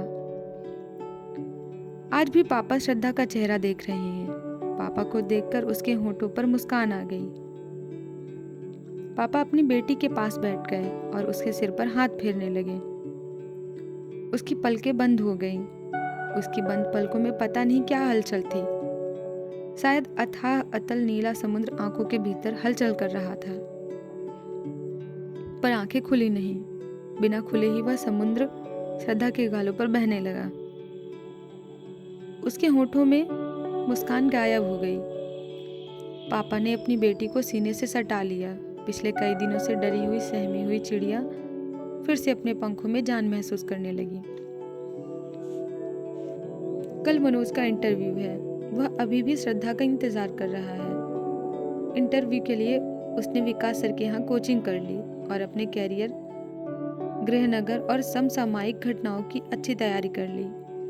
लेकिन इंटरव्यू में तो कुछ भी पूछा जा सकता है, इसलिए अब क्या पढ़ाई करे उसे यह समझ नहीं आ रहा था। इसलिए वह अपनी डायरी पढ़ने लगा। अब तक की अपनी जीवन यात्रा, 12th फेल से लेकर इंटरव्यू की दहलीज पर खड़े अपने जीवन की संघर्ष गाथा। डायरी पढ़ते पढ़ते मनोज को वह दिन याद आ गया जब पांडे उसकी नौकरी लगवाने त्यागी जी के यहाँ ले गया था। आटा चक्की से अपने साथ पीली कोठी पढ़ने के लिए ले गया था। वह आज इंटरव्यू तो पहुंचा है, उसका बहुत बड़ा श्रेय पांडे को भी है। ऐसा सोचकर उसका मन पांडे के लिए कृतज्ञता से भर गया। उसकी इच्छा पांडे से मिलने की होने लगी। मनोज पांडे के कमरे पर गांधी विहार जाने के लिए तैयार हो गया। वह जैसे ही कमरे से बाहर निकला, सामने से तेज चाल में अपनी आंखों में भरोसा और होठों पर मुस्कान लिए श्रद्धा आती हुई दिखाई दी। श्रद्धा के पास ना होने से उसे सब कुछ खाली सा लगने लगा था। श्रद्धा के आते ही जैसे सब कुछ भरा भरा सा लगने लगा। उसकी उलझी हुई जिंदगी सुलझ गई थी।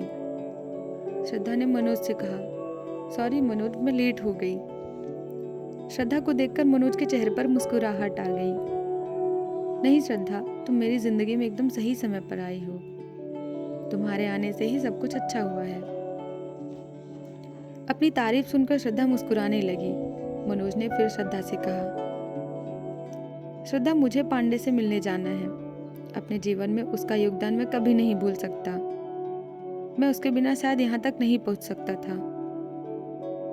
पर पांडे ने तो तुम्हारा अपमान ही किया था, श्रद्धा ने मनोज से पूछा। नहीं श्रद्धा, पांडे मेरा दोस्त है। उसने ग्वालियर में मेरी बहुत मदद की थी। श्रद्धा कक्षा 5 की हिंदी में एक पाठ था, हरपाल सिंह की 5 बातें। उसमें कहा गया था कि जिसने आपका कभी भी भला किया हो उसका साथ कभी मत छोड़ना। मनोज की बात सुनकर श्रद्धा की आंखें भीग गई। मनोज, मुझे लगता है कि मैंने तुम्हें चुनकर दुनिया के सबसे अच्छे लड़के को चुना है, जिसके पास ऐसा दिल है, जो सबसे प्यार करना जानता है, जो किसी से नफरत नहीं कर सकता। श्रद्धा ने कहा, मुझे लगता है कि मैं तुम्हारे लिए सही हूँ। मनोज ने श्रद्धा से कहा, जब आप किसी एक से भरपूर प्यार करते हैं तो आपके दिल में किसी से नफरत करने की जगह कहाँ बचती है। दोनों गांधी विहार पांडे के कमरे पहुंच गए। पांडे अपने कमरे में पलंग पर लेटा दुखी मन मेरे सुन मेरा कहना, जहां नहीं चैना वहां नहीं रहना गाना सुन रहा था। मनोज के साथ श्रद्धा को देखकर पांडे चौंक गया। उसने गाना बंद कर दिया और उठकर बैठ गया। मनोज ने पांडे से कहा, कल मेरा इंटरव्यू है पांडे। मुझे इंटरव्यू तक पहुंचाने में श्रद्धा के अलावा यदि किसी का सबसे बड़ा योगदान है तो वह हो तुम। तुमने यदि साथ ना दिया होता तो शायद मैं कभी यहाँ तक नहीं पहुंच पाता। आज तुम्हारी शुभकामनाएं बहुत जरूरी है मेरे लिए। श्रद्धा ने मनोज का साथ दिया। भैया, अब आप भी अपने लास्ट अटेम्प्ट की तैयारी के लिए जी जान से जुट जाइए। मनोज का लास्ट अटेम्प्ट इंटरव्यू के लिए कॉल आया था। अगर मनोज का सिलेक्शन नहीं हुआ तो पांडे ने श्रद्धा के मन की थाह लेनी चाहिए। उसे अभी भी श्रद्धा पर भरोसा था कि वह मनोज के असफल होने पर उसे छोड़कर चली जाएगी। लेकिन श्रद्धा ने पांडे की उम्मीद को गलत साबित करते हुए कहा, मुख्य बात है कि मनोज ने अपनी पूरी मेहनत से तैयारी की। अब अगर नहीं हुआ तो दुनिया में दूसरे बहुत काम है करने को। मेरे लिए मनोज इम्पोर्टेंट है, वह क्या बनता है यह इम्पोर्टेंट नहीं। अंतिम वाक्य कहते समय श्रद्धा की नजरें झुक गईं। पांडे, तुम भी इस साल टूटकर मेहनत करो, फिर देखना तुम्हारे मन के सारे संशय, सारे अविश्वास सब दूर हो जाएंगे। भयानक मेहनत ही है जो हम सबको संतुलित रखती है और सफलता भी देती है। मनोज ने पांडे को प्रोत्साहित करने की कोशिश की। मनोज और श्रद्धा को दूर करने के सारे षड्यंत्र पांडे के बेकार चले गए थे। इसलिए उसने अब बदली हुई परिस्थिति से समझौता करना बेहतर समझा। आश्वासन और सांत्वना पाकर पांडे का भी मन हल्का हो गया था। कुछ देर बाद पांडे उन दोनों को गांधी विहार ऑटो स्टैंड पर छोड़ने चला गया। ऑटो का इंतजार करते मनोज से पांडे ने कहा, मनोज, मैंने श्रद्धा के घर फोन किया था। भावावेश में पांडे ने अपना सत्य उगल दिया। पांडे की बात सुनकर मनोज ने सिर्फ इतना कहा, कोई बात नहीं, हो सकता है इसमें भी ईश्वर की कोई अलग इच्छा छुपी हो। पांडे मौन रहा, वह कुछ नहीं बोल सका। मनोज और श्रद्धा ऑटो में बैठकर नेहरू विहार की ओर चल दिए। पांडे उन दोनों को जाते देखता रहा। मनोज और श्रद्धा यूपीएससी के ऑफिस जाने के लिए तैयार हो गए। मनोज जीवन में पहली बार कोई इंटरव्यू देने जा रहा था। श्रद्धा, मुझे डर लग रहा है, पता नहीं इंटरव्यू में क्या पूछेंगे, मैं उनका सही जवाब दे पाऊंगा या नहीं। कितने ही टॉपिक छूट गए हैं, मैंने उनका रिवीजन भी नहीं किया है। ऑटो में बैठे बैठे मनोज ने श्रद्धा से कहा, मनोज, बस एक बात याद रखना कि इंटरव्यू तुम्हें जानने के लिए लिया जा रहा है। तुम क्या हो, तुम जिंदगी को किस नज़रिए से देखते हो, इस दुनिया, इस समाज, इस नौकरी को देखने की तुम्हारी दृष्टि क्या है। इसलिए तुम्हें कुछ भी रिवीजन नहीं करना, सिर्फ अपने आप को जानना है। श्रद्धा ने शायद उत्तरांचल पीएससी के दिए अपने इंटरव्यू के अनुभव से मनोज को समझाया। यूपीएससी के गेट पर इंटरव्यू देने वाले विद्यार्थियों की भीड़ बढ़ रही थी। सभी विद्यार्थी फॉर्मल ड्रेस में थे। अधिकांश लड़के ऑफ वाइट शर्ट और नेवी ब्लू ब्लेजर में थे। लड़कियों ने साड़ी पहन रखी थी। गेट नंबर 1 पर उम्मीदवारों के प्रवेश पत्र चेक हो रहे थे। उनके साथ आए उनके परिजन और मित्रों को दूसरे गेट के अंदर पार्क में बैठने के लिए कह दिया गया था।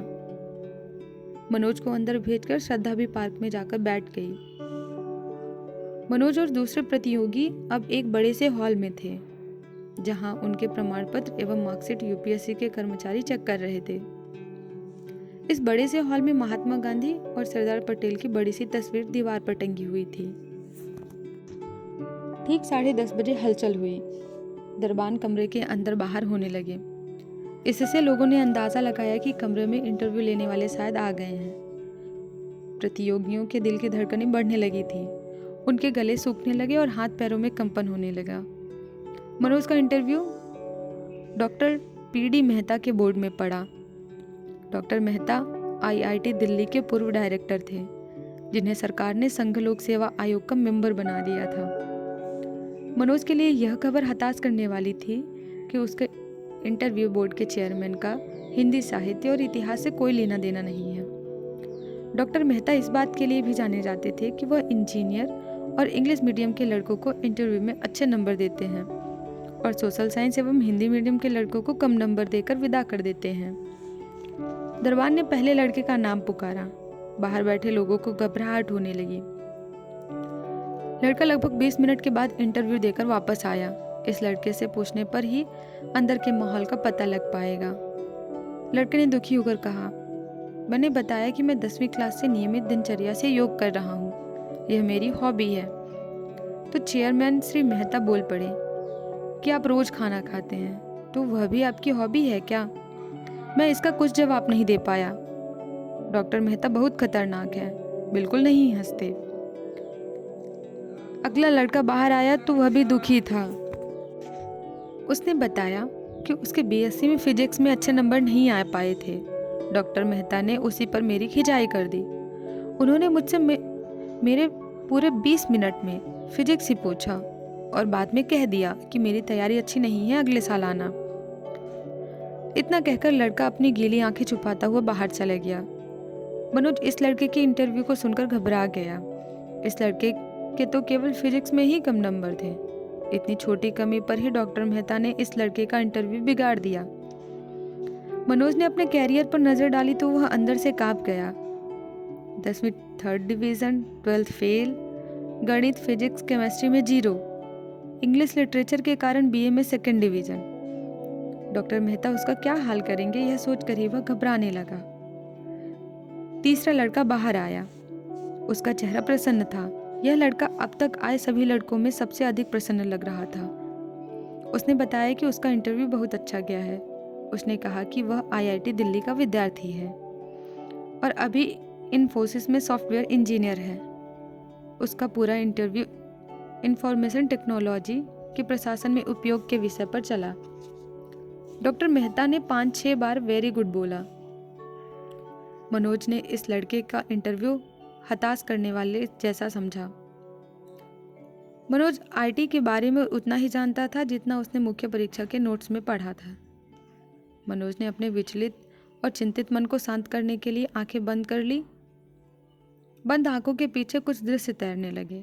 मनोज का पूरा जीवन ही तैर गया अचानक। मनोज का गांव, उसका घर, ग्वालियर का कॉलेज, लाइब्रेरी, बाहर बगीचे में बैठी श्रद्धा, सब एक रील की तरह मनोज की आंखों के पर्दे पर झिलमिलाकर आते जाते रहे। मनोज आंखें बंद किए हुए बैठा रहा। तभी दरबान की आवाज मनोज ने सुनी, मनोज कुमार शर्मा। मनोज उठा, उसने अपने बालों पर हाथ फेरा, अपना चश्मा ठीक किया और दरबान के साथ गेट के पास आकर खड़ा हो गया। दरबान ने गेट खोला। मनोज ने अंदर प्रवेश किया। बाहर बैठकर कल्पना करने वाला दृश्य अब एकदम सामने था। कमरे में सामने एक बड़ी यू शेप की टेबल थी जिसके पीछे 5 लोग बैठे थे। 4 लोग सूट में थे जबकि एक बुजुर्ग से व्यक्ति धोती कुर्ता पहने थे। बीच में डॉक्टर मेहता बैठे थे। मनोज ने कमरे में घुसते ही सबसे पहले सभी को नमस्कार किया और अपनी बैठने वाली कुर्सी के पास जाकर खड़ा हो गया। डॉक्टर मेहता ने मनोज को बैठने का इशारा किया तो वह धन्यवाद कहकर बैठ गया। बोर्ड मेंबर के चेहरे पर मुस्कान थी। वे शायद मनोज को रिलैक्स कर रहे थे। शायद वह जानते थे कि प्रतियोगी इस समय बहुत तनाव में होता है, इसलिए शुरुआती प्रश्न सरल और परिचयात्मक ही पूछे जाते हैं। डॉक्टर मेहता ने मनोज से पूछा, अच्छा मनोज, तुम सिविल सर्विस में क्यों आना चाहते हो? तुम्हें प्रशासन में आने की प्रेरणा कहाँ से मिली? यह प्रश्न सरल था। इस प्रश्न का उत्तर देने के लिए किसी ज्ञान अथवा थ्योरी की आवश्यकता नहीं थी। मनोज ने 4-5 सेकंड सोचा। उसे जौरा के एसडीएम दुष्यंत सिंह याद आ गए। उसने उत्तर देना प्रारंभ किया, सर मैं तो टेम्पो चलाता था। एक बार मेरा टेम्पो पुलिस ने पकड़ लिया। मैं एसडीएम दुष्यंत सिंह के पास गया। दुष्यंत सर की ईमानदारी एवं त्वरित कार्यवाही देखकर मैं बहुत प्रभावित हुआ। तभी से मेरी इच्छा प्रशासनिक अधिकारी बनने की होने लगी। डॉक्टर मेहता मनोज के उत्तर से संतुष्ट नहीं हुए। इस तरह की कहानी यहाँ आकर हर प्रतियोगी सुनाता है। दरअसल आप सिविल सेवा के माध्यम से समाज में रुतबा और पावर चाहते हैं। सरल सा दिखने वाला प्रश्न ही उलझ गया। मनोज को उम्मीद नहीं थी कि उसके जीवन की इस सच्ची घटना को इंटरव्यू बोर्ड में झूठ मानकर खारिज कर दिया जाएगा। झूठ बोलकर दूसरों को प्रभावित करने वाला मनोज आज सच बोलकर भी झूठा माना जा रहा था। कौन सच कह रहा है, कौन झूठ कह रहा है, इसे जांचने का कोई यंत्र बोर्ड के पास नहीं था। हनुमान की तरह छाती चीरकर दिखाने की कोई सुविधा इंटरव्यू बोर्ड में नहीं थी। मनोज के पास अपनी बात को सही सिद्ध करने का कोई तरीका नहीं था, इसलिए वह चुप हो गया। डॉक्टर मेहता ने मनोज को चुप देखकर दूसरे साथी से आगे सवाल पूछने का इशारा किया। दूसरा मेंबर जो मनोज की फाइल बहुत देर से नजरें गड़ाए हुए रखा था, उसने फाइल देखते हुए मनोज से पूछा, आपकी बीए में 2nd डिवीजन है, 12th में 2nd, 10th में आपने 3rd डिवीजन से पास की है। आप तो बहुत कमजोर स्टूडेंट रहे हैं। अचानक मेंबर का ध्यान फाइल पर किसी विशेष जगह पर गया। उन्होंने चौंकते हुए कहा, अरे आपने तो 12th 2 साल में किया है, क्यों? वही हुआ जिसका डर था। मनोज के सामने 12th फेल की राक्षस की तरह मुंह फाड़कर खड़ा हो गया।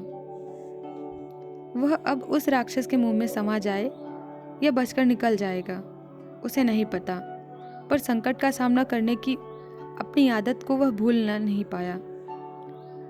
सर मेरे दादाजी उस साल मर गए थे। सर मैं परीक्षा के पहले ही दिन बीमार हो गया था। इंटरव्यू बोर्ड में अभी तक की उसकी सच्चाई को झूठा माना गया था, इसलिए 12th फेल पर वह अपनी पुरानी आदत के अनुसार यह सब झूठ बोलकर आगे उस संकट से बच सकता था। पर आज उसने सच बोलने का फैसला किया। उसे लगा कि सच ही वह ताकत है जिसे आज बचा सकती है। मनोज ने अपनी बात मजबूती से कही, उस साल स्कूल में नकल नहीं हुई थी, इसलिए हिंदी छोड़कर सभी विषयों में फेल हो गया था। मनोज को नहीं पता था कि उसका यह जवाब आगे क्या रंग दिखाएगा। वह नहीं जानता था कि आईएएस के इंटरव्यू में अपने आप को 12th फेल बताकर उसे लाभ होगा या वह बर्बाद हो जाएगा। उसने भावावेश में भयानक रिस्क ले लिया था। उसे नहीं पता था कि उसके इस जवाब से मेंबर प्रभावित होंगे या उसे अयोग्य मानकर बाहर का रास्ता दिखा देंगे। तकनीकी क्षेत्र के विशेषज्ञ डॉक्टर मेहता ने अपने जीवन में आईआईटी के बेहतरीन स्मार्ट लड़के देखे थे जो अपने कैरियर में थ्रू आउट फर्स्ट क्लास रहे हैं। ऐसे ही लड़कों को वह देश का भविष्य मानते थे। इंग्लिश मीडियम के लड़के ही देश का प्रशासन बेहतर चला सकते हैं, ऐसा था डॉक्टर मेहता का मानना। पर आज उनके सामने एक 12th फेल लड़का बैठा था जो अपने कैरियर में घिसटते हुए यहाँ तक पहुँचा था। डॉक्टर मेहता मनोज के इस उत्तर से चौंक गए। उन्हें मनोज सिविल सर्विस के लिए एकदम अनफिट लगने लगा। उन्हें उम्मीद नहीं थी कि कोई लड़का इस तरह का जवाब इंटरव्यू में दे सकता है। अपनी कमजोरी मनोज ने खुद ही डॉक्टर मेहता को सौंप दी थी। उन्होंने मनोज के दिए हथियार से उसका ही गला रेतना शुरू किया। डॉक्टर मेहता ने मनोज को घूरकर पूछा, आप नकल से 12th पास करना चाहते थे?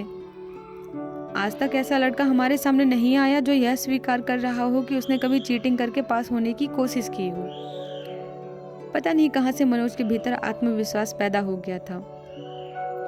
वह डॉक्टर मेहता के इस व्यवहार से घबराया नहीं। सर, आप कभी भूल न जाइए, वहाँ के स्कूल देखिए, आज भी नकल से बच्चे पास हो रहे हैं वहाँ। क्या इसमें उन बच्चों की गलती है या उस सिस्टम की जो वहाँ नकल नहीं रोक पाता? एक दुष्यंत सिंह ने 1 साल नकल नहीं होने दी और उन्हीं चीटिंग करने वाले बच्चों में से एक बच्चा अपनी मेहनत के बल पर आज आपके सामने बैठा है। अगर उस साल दुष्यंत सिंह नकल नहीं रोकते तो शायद मैं आज भी मुरैना में चौड़ा टेम्पो चलाता रहता। मनोज के इस जवाब से प्रभावित होकर बोर्ड के अन्य मेंबर आपस में बातचीत करने लगे। उनकी भाव मुद्रा देखकर ऐसा लग रहा था कि वे मनोज की बात से सहमत हैं, पर डॉक्टर मेहता मनोज के इस भाव प्रवण से प्रभावित नहीं हुए। उन्होंने मनोज से आगे कहा, आप कुछ भी कहिए, पर मैंने आपका पूरा कैरियर देखा। आप इंग्लिश में बहुत वीक हैं। इंग्लिश लिटरेचर में आपके हमेशा सिर्फ पास ही मार्क्स आए हैं। Administration can not be run in the absence of English. Manoj फिर से फंस गया। डॉक्टर मेहता भावुक नहीं निकले, वह कट्टर और अपने मत पर कायम रहने वाले निकले। पर मनोज ने हिम्मत नहीं हारी। सिर्फ प्रशासन में भाषा उतनी ही महत्वपूर्ण नहीं होती जितनी आपकी सच्ची नीयत। मनोज ने डॉक्टर मेहता की इंग्लिश को महत्व देने वाली विचारधारा का विरोध कर दिया। डॉक्टर मेहता को उसका यह विरोध पसंद नहीं आया। उन्होंने नाराजगी के स्वर में कहा, no, this is an excuse to hide your ignorance in English. How can you serve the country with this weakness? English में कमजोर परीक्षार्थी से डॉक्टर मेहता इंग्लिश में ही सवाल पूछ रहे थे। मनोज इंग्लिश में पूछे गए प्रश्नों को समझकर उत्तर ढूंढने की कोशिश करने लगा। इंग्लिश एक बार फिर उसकी राह में कांटे बिछाने को तैयार थी। उसके माथे पर पसीने की कुछ बूंदें दिख रही थीं। धोती कुर्ता पहने बुजुर्ग मेंबर ने उसे घबराया हुआ जानकर पूछा, मनोज, आप पानी पीना चाहेंगे? उस मेंबर ने टेबल पर कांच के ग्लास में रखे पानी की तरफ इशारा किया। मनोज ने पानी से भरे कांच के ग्लास को देखा। उसकी हिम्मत नहीं हुई पानी पीने की। कुछ सेकंड खामोशी रही। डॉक्टर मेहता के होठों पर मंद मंद मुस्कान तैर रही थी। उन्हें इंग्लिश में कमजोर छात्र को इंग्लिश के हथियार से घायल करने में मजा आ रहा था। मनोज कुछ विचार करते हुए एकटक पानी के ग्लास को देखता रहा। फिर उसने वह ग्लास अपने हाथ में उठा लिया। फिर कुछ सोचकर वह डॉक्टर मेहता से बोला, सर, मैं यह पानी नहीं पी सकता। बोर्ड मेंबर उसके इस व्यवहार पर चौंक गए। एक मेंबर ने पूछा, पानी गंदा है क्या मनोज? मनोज ने विनम्रता से कहा, नहीं सर, पानी तो साफ है, पर मैं कांच के ग्लास में पानी नहीं पीता। मुझे स्टील का ग्लास पसंद है। डॉक्टर मेहता मनोज के इस उत्तर को समझ नहीं पाए और नाराज होकर बोल पड़े, यह क्या बात हुई? तुम्हें पानी पीने से काम है या ग्लास से काम है? कोई भी ग्लास हो, पानी तो पानी ही रहेगा। मनोज ने बड़ी शालीनता से डॉक्टर मेहता और दूसरे मेंबर से कहा, जी सर, मैं भी यही कह रहा हूँ। असली चीज पानी है, बर्तन नहीं। अगर पानी साफ है तो वह कांच के ग्लास में भी है और स्टील में भी। कोई अंतर नहीं है।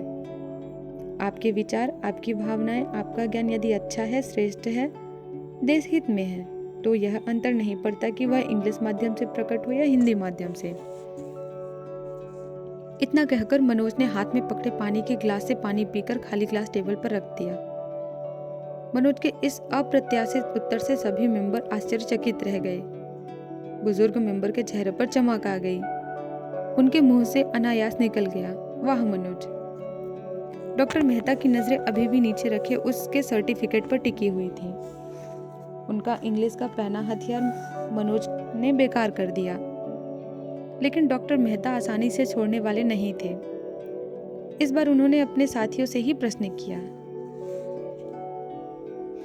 आपने देखा है कि मनोज के पहले आईआईटी दिल्ली का विद्यार्थी इंटरव्यू के लिए आया था, जो 12th में अपने स्टेट का टॉपर भी था। उसके स्थान पर 12th में फेल होने का प्रमाण पत्र लेकर आए मनोज को हम लोग क्यों चुने? बोर्ड के दूसरे मेंबर डॉक्टर मेहता की बात से सहमत दिख रहे थे और अपनी गर्दन उनकी हाँ में हिला रहे थे।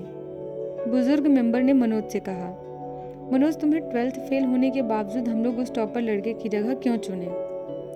मनोज का 12th फेल उसका पीछा नहीं छोड़ रहा था। उसे लग रहा था कि उसका पूरा इंटरव्यू 12th फेल पर ही खत्म होगा।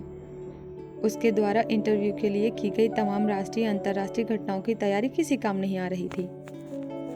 डॉक्टर मेहता ने उससे उसके कैरियर पर ही उसे घेरने का मन बना लिया था। इस बार बोर्ड ने 12th फेल लड़के की तुलना हिंदुस्तान के सबसे योग्य विद्यार्थी से कर दी थी, लेकिन मनोज ने हार नहीं मानी। उसने जवाब दिया, क्योंकि मैं उस लड़के से अधिक योग्य हूँ। IIT pass out English medium लड़के से मनोज ने खुद को योग्य बता दिया।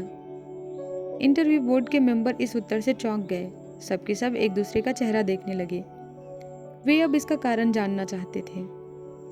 एक अन्य मेंबर ने आश्चर्य से पूछा, आप कैसे योग्य हैं उस लड़के से जो क्लास फर्स्ट से आज तक अपनी हर परीक्षा में टॉप करता आ रहा है? मनोज ने जवाब दिया, अपनी अयोग्यता को जीतना ही सबसे बड़ी योग्यता होती है।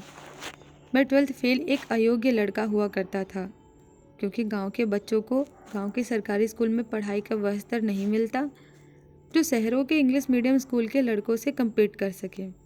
इन अभावों के बावजूद अपने संघर्ष और संकल्पों के कारण मैं यहाँ तक आ सका हूँ। किन्हीं दो लोगों की तुलना उनके परिणामों से नहीं होनी चाहिए, बल्कि उनकी परिस्थितियों और सुविधाओं के आधार पर भी होनी चाहिए। मनोज ने अपनी बात कह दी। बोर्ड के दूसरे मेंबर मनोज से उसकी बात से सहमत थे। डॉक्टर मेहता को शायद उसका उत्तर पसंद नहीं आया। उन्होंने कहा, ये सब अपनी अयोग्यता को छिपाने के बहाने हैं। जो लड़का मैथ्स और इंग्लिश के डर से उन्हें छोड़ देता है, वह क्या शासन में भी मौकों पर गिव अप नहीं कर पाएगा? खैर, जाने दीजिए। आप लोगों को कुछ पूछना है? डॉक्टर मेहता ने मनोज के उत्तर को सुने बिना दूसरे सदस्यों से कहा। एक अन्य सदस्य ने अपना हथियार मनोज पर आजमाया। आप हिंदी साहित्य में योग्य हैं। आपके पास हिंदी का लेक्चरर बनना अच्छा ऑप्शन है, पर जिले का प्रशासन टेक्नोलॉजी में माहिर लोग ही संभालें तो ही देश तरक्की करेगा। साहित्य टेक्नोलॉजी के सामने हाथ बांधे खड़ा था। इंग्लिश के बेकार हो गए हथियार की जगह दूसरा हथियार टेक्नोलॉजी मनोज पर चलाया गया। मनोज ने कुछ सेकंड सोचकर जवाब दिया, सर, साहित्य का विद्यार्थी आपके विचार में जिला नहीं चला सकता, पर देश के प्रधानमंत्री इस समय एक साहित्यकार ही हैं। क्या उनकी योग्यता पर भी संदेह है? मनोज ने कमरे में लगी देश के प्रधानमंत्री अटल बिहारी वाजपेयी की तस्वीरों को इंगित करते हुए कहा। मनोज ने ग्वालियर के एमएलवी कॉलेज के अपने सीनियर और भारत के प्रधानमंत्री को अपने पक्ष में खड़ा कर दिया। बुजुर्ग मेंबर ने उत्साहित होकर कहा, बहुत बढ़िया। इस बार उसका जवाब सुनकर बोर्ड के दूसरे सदस्य भी हतप्रभ रह गए। डॉक्टर मेहता भी भारत के प्रधानमंत्री को मनोज के समर्थन में खड़ा देखकर कुछ देर के लिए हिल गए। कुछ विचार करके डॉक्टर मेहता ने मनोज को जाने के लिए कह दिया। मनोज उठा और सबको नमस्कार करके बाहर के लिए मुड़ गया। तभी मनोज को बीच में रोककर बुजुर्ग मेंबर ने मनोज से पूछा, तुम्हारा यह कौन सा अटेम्प्ट है? लास्ट अटेम्प्ट है सर, मनोज ने खड़े खड़े जवाब दिया। बुजुर्ग मेंबर ने फिर पूछा, यदि इस बार भी आपका सिलेक्शन नहीं हुआ तो आप क्या करेंगे? कुछ देर विचार करते हुए मनोज ने उत्तर दिया, स्वामी विवेकानंद का यह वाक्य हमेशा मुझे प्रेरणा देता है, उठो, जागो और अपने लक्ष्य की प्राप्ति तक मत रुको। मैं अपने लक्ष्य की प्राप्ति तक रुकूंगा नहीं। मनोज को विवेकानंद केंद्र में बिताए दिन याद आ गए।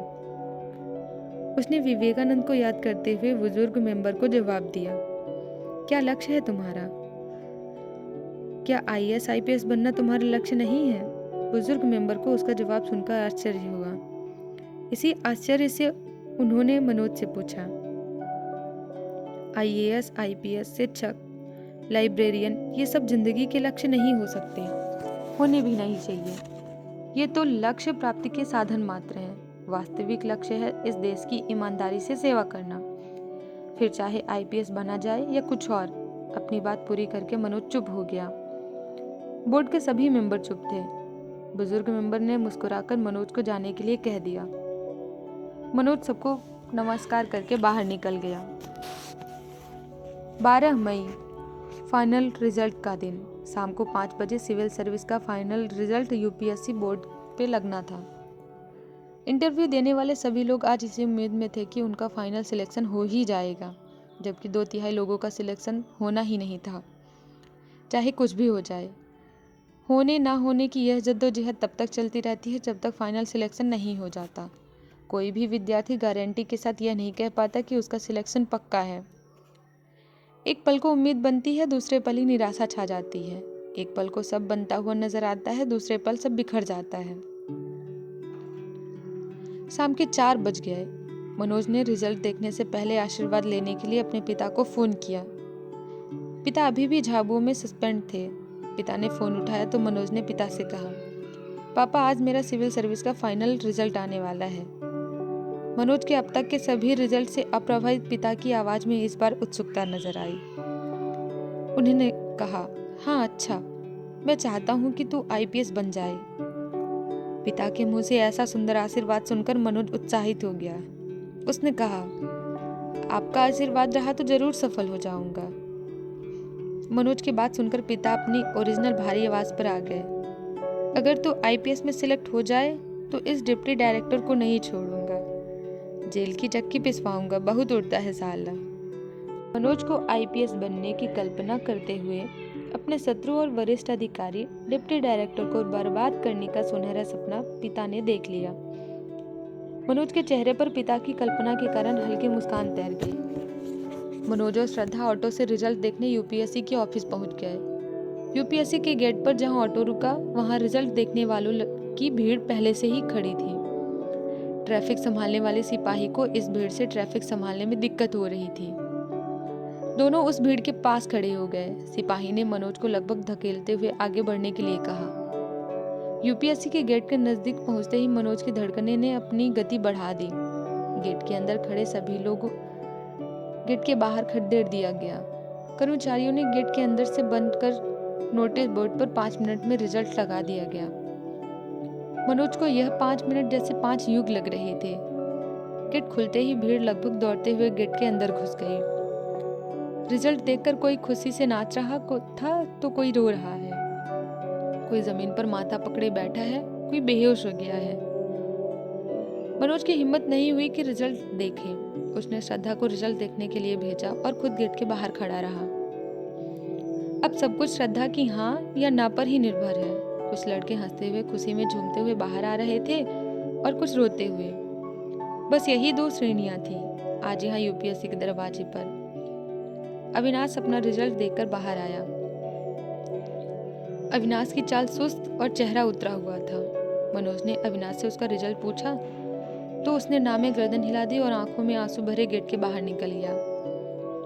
अविनाश की हालत देखकर मनोज घबरा गया। अविनाश जैसे योग्य लड़के की असफलता को देखकर उसका अपने ऊपर से भरोसा डगमगाने लगा। प्रतियोगी आज के रिजल्ट पर कमेंट करते हुए जा रहे थे। इस बार हिंदी मीडियम का रिजल्ट बहुत खराब रहा है। इन सब बातों से घबराए मनोज ने सांस रोककर बस श्रद्धा का इंतजार किया। तभी उसे सामने से श्रद्धा आती हुई दिखाई दी। श्रद्धा धीरे धीरे उसके नजदीक आ गई। उसके चेहरे पर गंभीरता थी। श्रद्धा का यह रूप देखकर मनोज का दिल धक से रह गया। वह समझ गया कि श्रद्धा कोई बुरी खबर सुनाने वाली है। उसने श्रद्धा से कहा, क्या हुआ श्रद्धा, जल्दी बताओ। उसकी बेचैनी उसके चेहरे से साफ झलक रही थी। श्रद्धा ने बुझे हुए शब्दों में कहा, मनोज। इतना कहकर श्रद्धा कुछ देर रुकी। 3-4 सेकंड तक वह मनोज का निराशा में डूबा चेहरा देखती रही। फिर श्रद्धा लगभग चीखते हुए बोली, तुम आईपीएस बन गए हो मनोज। मनोज को अपने कानों पर यकीन नहीं हुआ। उसने श्रद्धा से कहा, क्या श्रद्धा, फिर से कहो। श्रद्धा ने उसी उत्साह में फिर से वही वाक्य दोहरा दिया, मनोज तुम आईपीएस बन गए हो। मनोज को अभी भी यकीन नहीं हो रहा था। उसने जल्दबाजी में कहा, क्या तुमने सही रोल नंबर देखा है? क्या नाम से भी देखा है? कोई गलत रोल नंबर तो नहीं देख लिया? पर श्रद्धा ने एकदम सही रोल नंबर देखा था। मनोज ने गहरी सांस ली। यह सुकून और सुख की सांस थी। दोनों ने वापस नेहरू विहार जाने के लिए ऑटो रोका और उसमें बैठ गए। पास में वही सिपाही खड़ा हुआ था जिसने मनोज को धकेला था। सिपाही ने उत्सुकता वक्त मनोज से पूछ लिया, क्या रिजल्ट रहा? मनोज ने कहा, IPS। मनोज का जवाब सुनकर सिपाही ने उसे एक सल्यूट मारा। वह आश्चर्य से सिपाही को देखता रहा। एक ही दिन में एक रिजल्ट से दुनिया का नजरिया उसके लिए बदल चुका था। वह ऑटो से उतरा और उसने अनजान सिपाही को गले लगा लिया। मनोज की आंखें भीग गई थीं। सिपाही भी गले लगाने वाले IPS से पहली बार मिल रहा था। ऑटो नेहरू विहार की ओर चल दिया। ऑटो में मनोज के बाल लहरा रहे थे। पास बैठी श्रद्धा की आंखों में खुशी के आंसू छलछला आए थे। यही खत्म होती है 12th फेल उपन्यास।